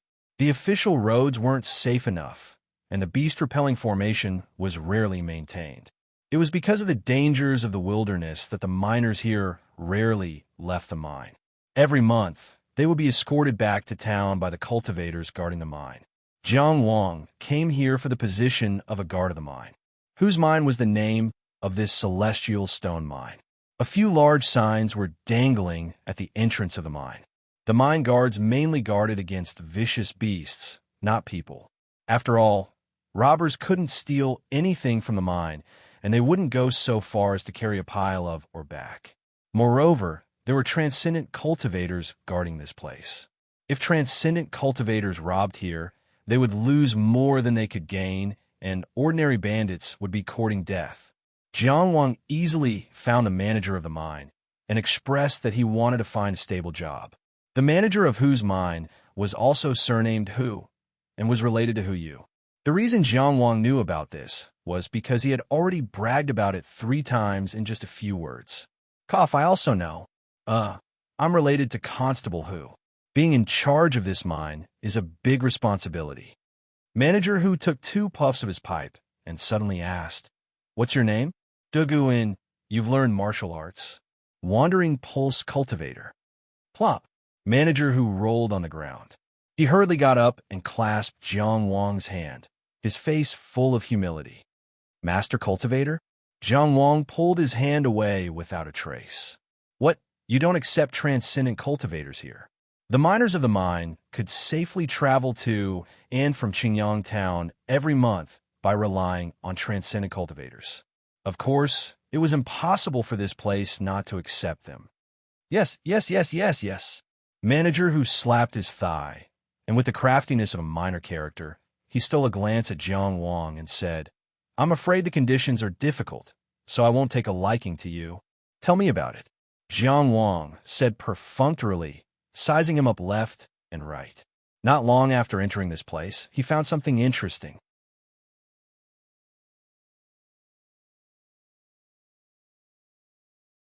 Chapter 200. According to Manager Hu's introduction. In this mine, there were a dozen or so normal guards, all of whom were mortal martial artists. Their role was only to maintain order among the miners. There were many fights in the mine, so there was no choice but to control them. There were 3 transcendent cultivators. There were originally 4, but 1 left a while ago. Jiang Wang had already figured it out before he came, and Manager Hu was worried about it. The conditions in the mine were harsh, and most transcendent cultivators were unwilling to come. It wasn't easy to catch someone like him who volunteered himself, so there was no way he wouldn't take him in. Of course, lowering the price was also a necessary process. 1 Dao primordial stone a month. Manager Hu said, and raised a finger. How about it? In the room he was working in, there was a circular hole that was obviously just mended, and it was very crudely mended. Isn't a bit too little? Jiang Wang purposely put on a troubled expression. It's quite a bit. Caretaker Hu stopped smoking his pipe and started to calculate for Jiang Wang. The few old cultivators who were here earlier could only earn 1.5 primordial stones every month. This Dao primordial stone is not a fixed sum. It's from the Zhonggenjia. Do you know the Zhonggenjia? The one from the Qi. Constable Hu is from the Zhonggenjia. That's his family. Jiang Wang purposely moved closer to the hole. This hole isn't small. How did you do it? It wasn't mended. I'll get someone to do it later. Manager Hu avoided the topic and gritted his teeth. Like this, it's only 1.5 a month. How about it? Jiang Wang laughed in his heart. This hole was clearly created by some kind of Dao technique, and it was probably the reason why a cultivator left the mine. Originally, the transcendent cultivators who were willing to come to this kind of mine were all here for the safety. Other than escorting the miners back to town once a month, there was nothing else to do. Under normal circumstances, 2 Dao roaming cultivators were enough to ensure the safety of the official road. After all, Yang country's officials wouldn't allow 2 strong, fierce beasts to approach the settlement. If they had to fight every now and then, it wouldn't be something that could be stopped with just 1.5 primal stones. More than half a year ago, someone had barged in once and fought with the cultivators guarding here. He did not manage to find out the specifics. But the strange thing was that nothing was lost at the Hu's mine. Caretaker Hu did not want to talk about this hole. It was obvious that there was a problem. Jiang Wang was well aware that Zhonginjia would send 10 Dao origin stones to this mine every month. According to Steward Hu's price, it was enough to hire 6 cultivators. Now that the Hu clan's mine had only invited 4 Meridian Wandering Realm cultivators, most of the Dao essence stones had naturally been embezzled. The heavens were high and the emperor was far away. This was a very common thing. It was not worth Jiang Wang exposing it now. Jiang Wang pretended to hesitate for a moment before saying, "Okay, all right then." Manager Hu was very happy. He shouted to a sturdy young man outside the door, "Xuanzi, go and invite Master Ge over." He smiled apologetically at Jiang Wang and said, "Master Ge is also a cultivator master. Let's try it out and go through the motions. Newcomers to the mine have to go through this process. Please forgive me." Jiang Wang smiled. "I understand." Master Ge was a skinny old man. He wore a black short gown and a pair of cloth shoes. At first glance, he looked like an expert. Probably because he was used to being flattered in the mine, his eyes were always looking up at the sky.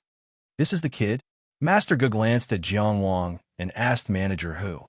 In his opinion, he must be a small cultivator from some fallen sect. Because his cultivation method was crude and his strength was low, he could not survive outside. He could only come to a place like the mine to accumulate some Dao essence stones to assist his cultivation. Although he could only muddle along in this kind of place, Master Ge, was old. All right, being old was not an advantage in the field of extraordinary beings. But he was experienced. They were both weak. Master Ge, was weak but experienced. Then he was stronger than those who were weak but not experienced.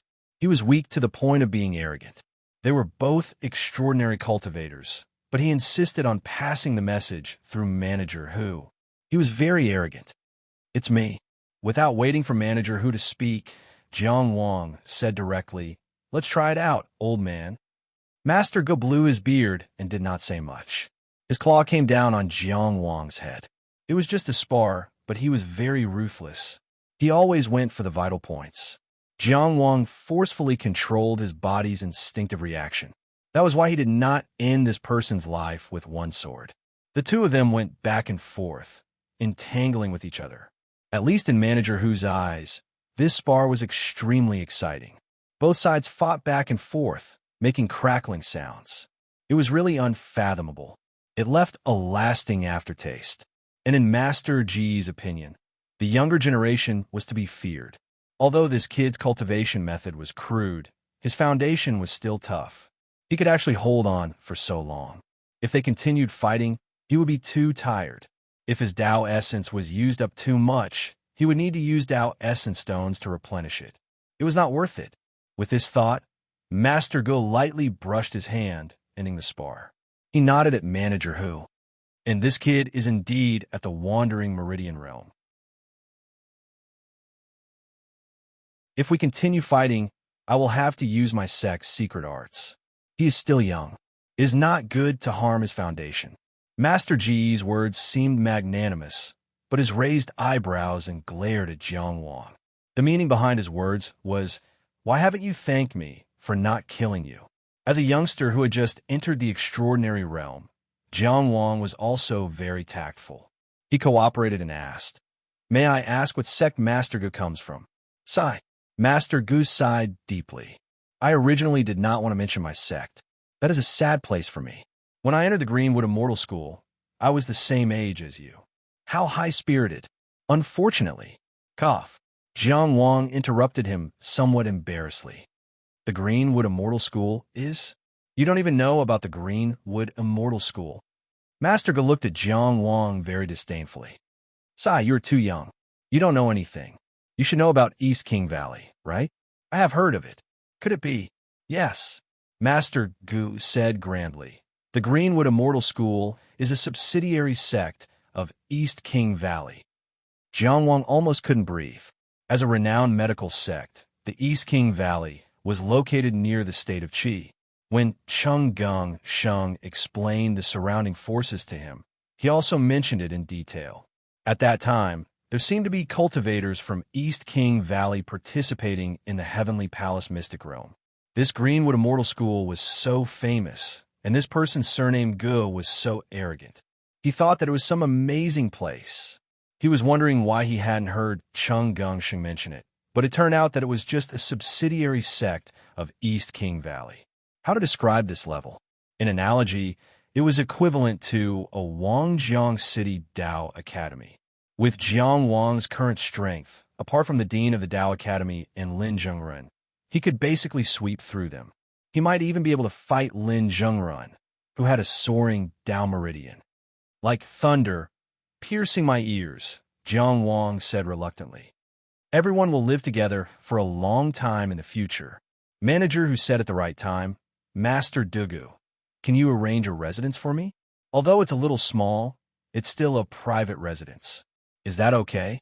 Just a residence is enough. I'm not picky. Also, you're so old. Don't call me master. I can't stand it. Just call me and Jiang Wang added with a smile. No matter what, you're from the same family as Constable Hu, aren't you? You're someone with status. Hey, I'll wait here for a while. Manager Hu called out happily. Feeling that his status had been recognized, he ran out happily and personally changed Jiang Wang's bed. Naturally, it was impossible to build a new residence for Jiang Wang. It just so happened that the previous cultivator left and left behind a small courtyard. He could live in it after a little tidying up. He waited until caretaker who was far away. Master Gu said coldly, "Why are you being so polite to a mortal? How can I, a cultivator, be compared to this kind of mortal?"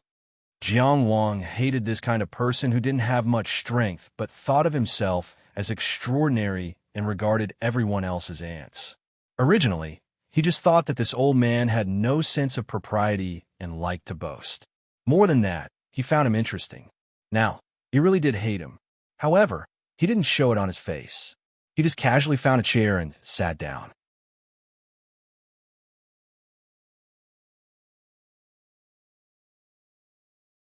Chapter 201. Master Gu said casually, "How many Dao origin stones do you get every month?" Jiang Wang was born in a Daoist school in an orthodox Daoist country, so he hadn't seen the lives of cultivators at the bottom. However, the filthy thoughts of humans were nothing new at any level. Jiang Wang raised his head and glanced at him, but he didn't say anything. Being called master here and there, he really thought he was a master. The old cultivator, surnamed Gu, stayed for a while. When he saw that Jiang Wang didn't respond, his expression turned ugly, and he left with a wave of his hand. When he spoke, he didn't avoid Xuanzi, who was guarding the door. Xuanzi also nodded and bowed to him as he left, as if he was already used to this kind of status. Jiang Wang closed his eyes and meditated for a while. Then, Manager Hu trotted back. Perhaps because he was too excited, he shouted on too quickly. The two words merged into one, and he shouted in, "I've asked someone to make the bed for you. Is it okay for you?" Looking at his wrinkled face, Jiang Wang had goosebumps all over his body, and it took him a long time to calm down. He responded, "Yes." The environment of the mine naturally couldn't be too good, but the Hu family's mine still specially prepared a small courtyard for the cultivators stationed here. As for why there were 4 cultivators but 6 small courtyards, those who knew would naturally understand. As long as Junginjia didn't come to check seriously, these 6 small courtyards would never be full. The cultivators ate and lived separately from the miners, and they rarely interacted with each other. When he walked to the entrance of the small courtyard, a middle-aged man with drooping eyes and an unshaven beard walked over. "Master Xiang," Manager Hu greeted him. The middle-aged man called Master Xiang only raised his hand as a response. He didn't look sideways and walked away, minding his own business. Manager Hu had long been accustomed to his character. As he pushed the door open, he explained, "Master Xiang is like this. He doesn't have a problem with anyone. He's just muddling along." Jiang Wang nodded. The layout of the small courtyard was very ordinary, but it was considered pretty good in a place like the mine. Because it had just been tidied up, it looked clean, bright, and bright. Jiang Wang casually looked around and expressed his satisfaction. Manager Hu, on the other hand, was somewhat bashful as he said, I've just arrived, and there aren't any maids in the courtyard. Well, she had asked Lord Zhang's maidservant to help her clean the courtyard. Only when I return to town at the end of the month will I be able to recruit new maids for you. Caretaker, who looked at Jiang Wang and seemed to be too embarrassed to open his mouth. Why don't we make do with the suppository for the next few days? Lord Zhang should be the third transcendent cultivator of the Humine. For Manager Hu's words, he should be someone who is easy to talk to. As for the maids, Jiang Wang silently glanced at the honest-looking Xuanzi. Xuanzi also laughed enthusiastically. Jiang Wang purposely asked, "Why is it that caretaker who is such a high position and is also from the same family as police constable Hu, yet you don't have a maid to serve you?"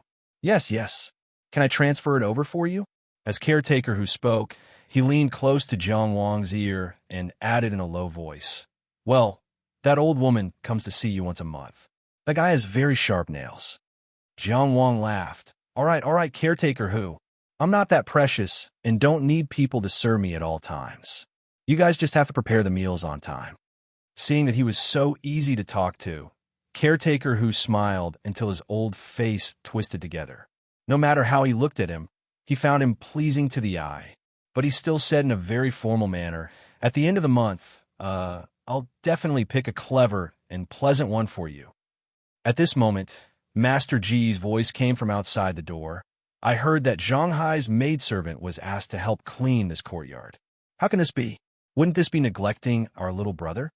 He walked into the small courtyard with a fake smile, followed by a woman who lowered her head and followed his footsteps. He looked at Jiang Wang with a playful gaze. "Previously, there weren't enough maids in my courtyard, so I borrowed some from here. Since you're here, I'll return them to you.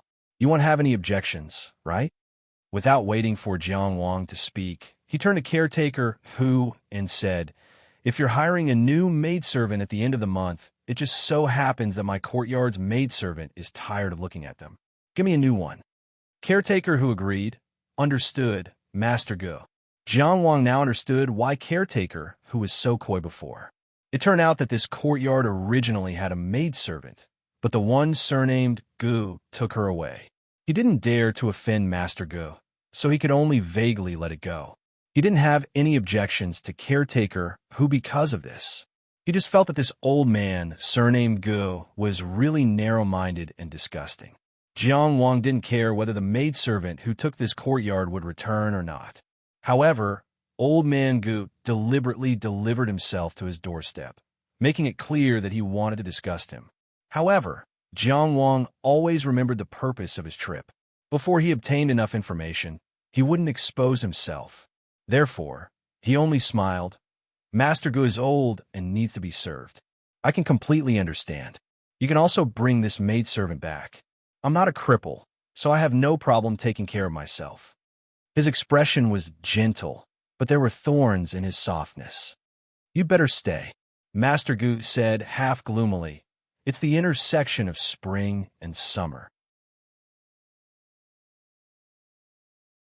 Be careful not to catch a cold at night." "That's not necessary." Jiang Wang subconsciously refused again, but stopped himself, because at this moment he saw the woman behind Master Gu raise her head. It wasn't that she was an outstanding beauty.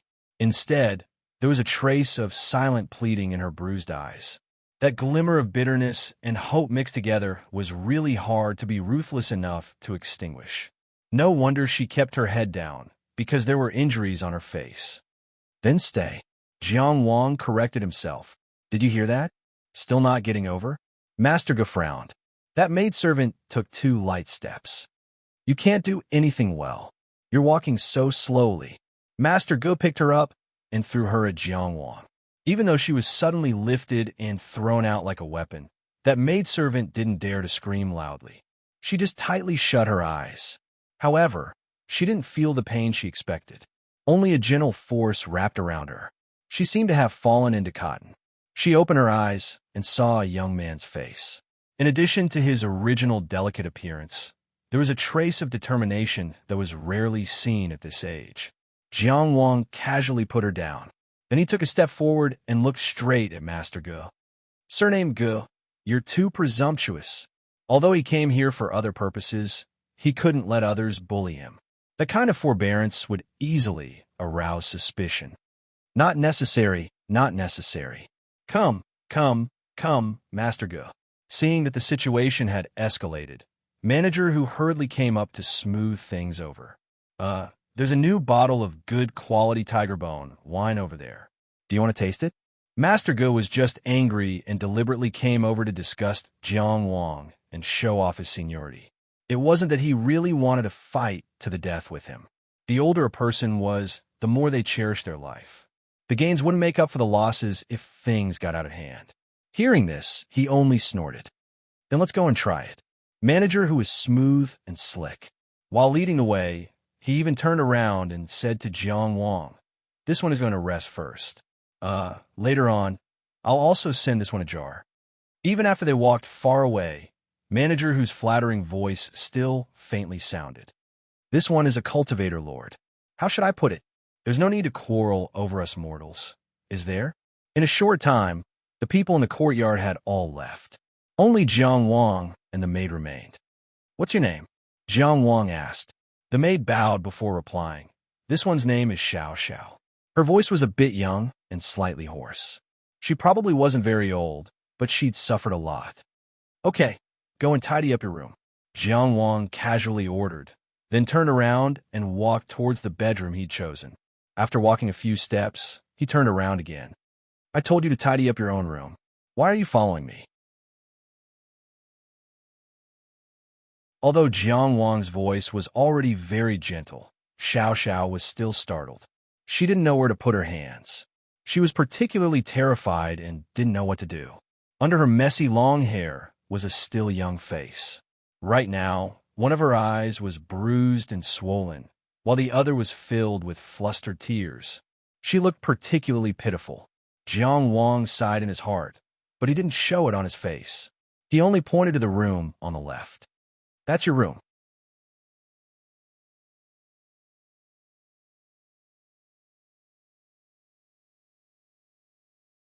Chapter 202. At the table, Master Go was drinking wine with a gloomy expression. A young wild cultivator who came out of nowhere dared to go against him. Although Master Goheng didn't do anything at the time, he was secretly angry. Caretaker, who carefully flattered him from the side. Halfway through the wine, Goheng suddenly thought of something and glanced at the unopened jar of wine next to him. "This jar of wine is for that brat. If you want to drink it, just open it." Manager who cursed in his heart. This jar of wine cost 20 taels of silver, but he smiled and said, "I'll buy it later." "No." Goheng suddenly smiled and patted the jug of wine with his hand covered in green primal chi. "This jug is good." Manager who was shocked. "Master Go, you can't do this." Goheng stopped smiling and turned to look at him with a cold gaze. "Why can I do this?" Manager whose back was covered in cold sweat, but he still braced himself and said, "That's a cultivator. If something really happens, none of us will be able to get away." Although Yang country was small, it was still a country and had its own laws. Just like him, although he often beat up maids, he wouldn't really kill anyone. He would kill as he pleased, unless he had a background that could be easily covered up. Or maybe he didn't want this stable job anymore. "What are you afraid of?" "He's a wild cultivator of unknown origin." "Who would investigate?" Goheng said with dissatisfaction. "Besides, I won't kill him. I'm just teaching him a lesson, so that young people don't know the immensity of heaven and earth." "You really won't kill him?" Manager who was trembling with fear. "Why would I lie to you?" Goheng said and comforted him. "Don't worry, no one will find out." How could the Greenwood Immortal School's methods be ordinary? A figure was moving quickly on a dark mountain path. "This is the mountain area under the jurisdiction of the Twin Dragons Union." "Who are you?" A voice suddenly sounded in the darkness. The Twin Dragons Union was a local sect of Mo country. They obeyed the rule of Mo country's imperial court and had a certain degree of autonomy. Among the sects of Mo country, they weren't weak. This place was already considered the outer region of the Twin Flood Dragon Union. The one who spoke at this time should be a patrolling cultivator of the Twin Flood Dragon Union. Among the crowd, a voice suddenly answered. The disciples of Zhuang Country's Qinghe County's Taoist Academy are here to arrest the White Bones murderer. Please do us a favor." In the darkness, the voice of the twin flood dragon association's patrolling cultivator fell silent. If it was in the past, the twin flood dragons would not have given him face. The Mo country and Zhuang country had been in conflict for many years and had never been at a disadvantage. But now, Zhuang Di ascended to Dongjin, together with the Prime Minister Du Ruhui and the great General Huangfu Duanming, two great deities. The army was strong and the horses were strong. Their power was suppressing the four directions. It was the time for them to show their edge. The people of the Zhuang nation also continuously expressed that they should seek a position that was in line with their strength. War was undoubtedly the most direct way. The Mo kingdom's imperial court had been avoiding this matter because they didn't want to give the Zhuang kingdom such a reason. Since this was an official business of the Tao Academy disciples arresting a heretical sect like the Whitebone sect, the twin WRM association could turn a blind eye to it. The life spirit stele that had been erected outside Maplewood City had long since spread to everyone's ears. The cultivators of Qinghe County's Tao Academy were not surprised and quickly spread out. Today, they had already destroyed a small stronghold of the Whitebone sect and chased the last few disciples here, hoping to obtain enough Tao points. The enmity between the Zhuang nation and the Whitebone sect was not just this year. More than 200 years ago, there was a catastrophe caused by the Whitebone sect. At that time, the great ancestor, Zhuang Changqian, used the power of the entire country to destroy the Whitebone sect. After that, the Whitebone sect revived, but only on a small scale. They were entangled with each other until last year, when the entire country was shocked by the destruction of Maplewood City. However, it was only today that they could hold their heads high and openly arrest criminals on the Mo kingdom's territory. Only when the country was strong did they have the right to be bold and confident. The cultivators of Qinghe County's Tao Academy spread out in formation and circled around, intending to eliminate the Whitebone sect disciples who were pursuing them here. They could not go any deeper, for fear that the twin flood dragons would retaliate. For Li Jinxiu, who had issued the order, it was enough to investigate the situation outside the twin flood dragons. As the most outstanding cultivator of Qinghe County's Tao Academy, he indeed shouldered such a secret mission. Those few Whitebone sect disciples escaped all the way here under his purposeful indulgence. To ensure secrecy, the other cultivators did not know about this. They were still immersed in the pride of the country's strength, and at the same time, they were filled with hatred because of the destruction of Maplewood City. Li Jinxiu did not know how many people had the same secret mission as him, but he knew that he was not the only one. The Zhuang nation had been asleep for many years. Now that it had woken up, it was hungry and wanted to eat meat. Looking at the surrounding countries, the Yong nation was the most difficult to eat, and the Mo kingdom might not be easy to eat. But the higher-ups of the Zhuang nation clearly had a target. In a modern world, there were many countries, many sects, and the various great powers were intertwined. For example, the Zhuang nation and the Yong nation were enemies. The Yong nation was stronger than the Zhuang nation, but the Zhuang nation was supported by Taoism. With the support of Taoism, they were able to enjoy the fortune of the country for a long time. Among the Taoist countries, the strongest was the overlord of the central region, the Jing nation. But more specifically, the Jing nation was based on Taoism and had three branches. The Zhuang nation belonged to the branch of Mount Yujing. There were all sorts of things like this. In such a complicated world situation, national wars were not easy. One could not just look at what was in front of them. Those who did not consider the overall situation would not be able to conquer a region. Li Jinxiu's work was only a small part of the long process of preparation. The mission given by the higher-ups should be completed, but to Li Jinxiu himself, destroying the Whitebone sect was what he cared about the most. Maplewood City was his hometown. In the early years, because of the incident at Shubi Peak, he was used to being alone. But after destroying Shubi Peak last year, he had untied the knot in his heart. He began to accept others. For example, Jiang Wang, Zhao Ruqing, Huang Azan. and his parents and family. They were all gone. They were all gone. If there had to be a specific description of this feeling, it would be the feeling he had when he fled Shubi Peak, crying and wailing on the official road. But it was even worse than that. At that time, he was alone, and now he was even more alone. At that time, he was a stray dog, and now he even felt that he had become a deserter again. When Maplewood City was in trouble, he hid in Chingha County Academy. When his family, friends, fellow apprentices, and fellow villagers needed him, he was not there. He would never be there. This was the Mo Kingdom, and it was already late at night. Li Jianxiu had already given the order to kill those roaming rats, so he slowed down his steps. There was no need for him to take care of these people himself. He suddenly paused and pressed on the hilt of his sword. It was very quiet all around. The night was supposed to be quiet, but it was too quiet. He could no longer hear the breathing of his fellow apprentices, nor could he feel their heartbeats. Even the faint aura of the patrolling cultivators of the Twin Dragon sect, which was a warning from the Twin Dragon sect to outsiders, had disappeared. In the darkness, in the direction Li Jianxiu was looking, a tall and burly figure with a large ringed saber on his back walked out. You Zhuang people really don't know what's good for you. He threw the head in his hand over. The head rolled a few times and happened to meet Li Jianxiu's eyes.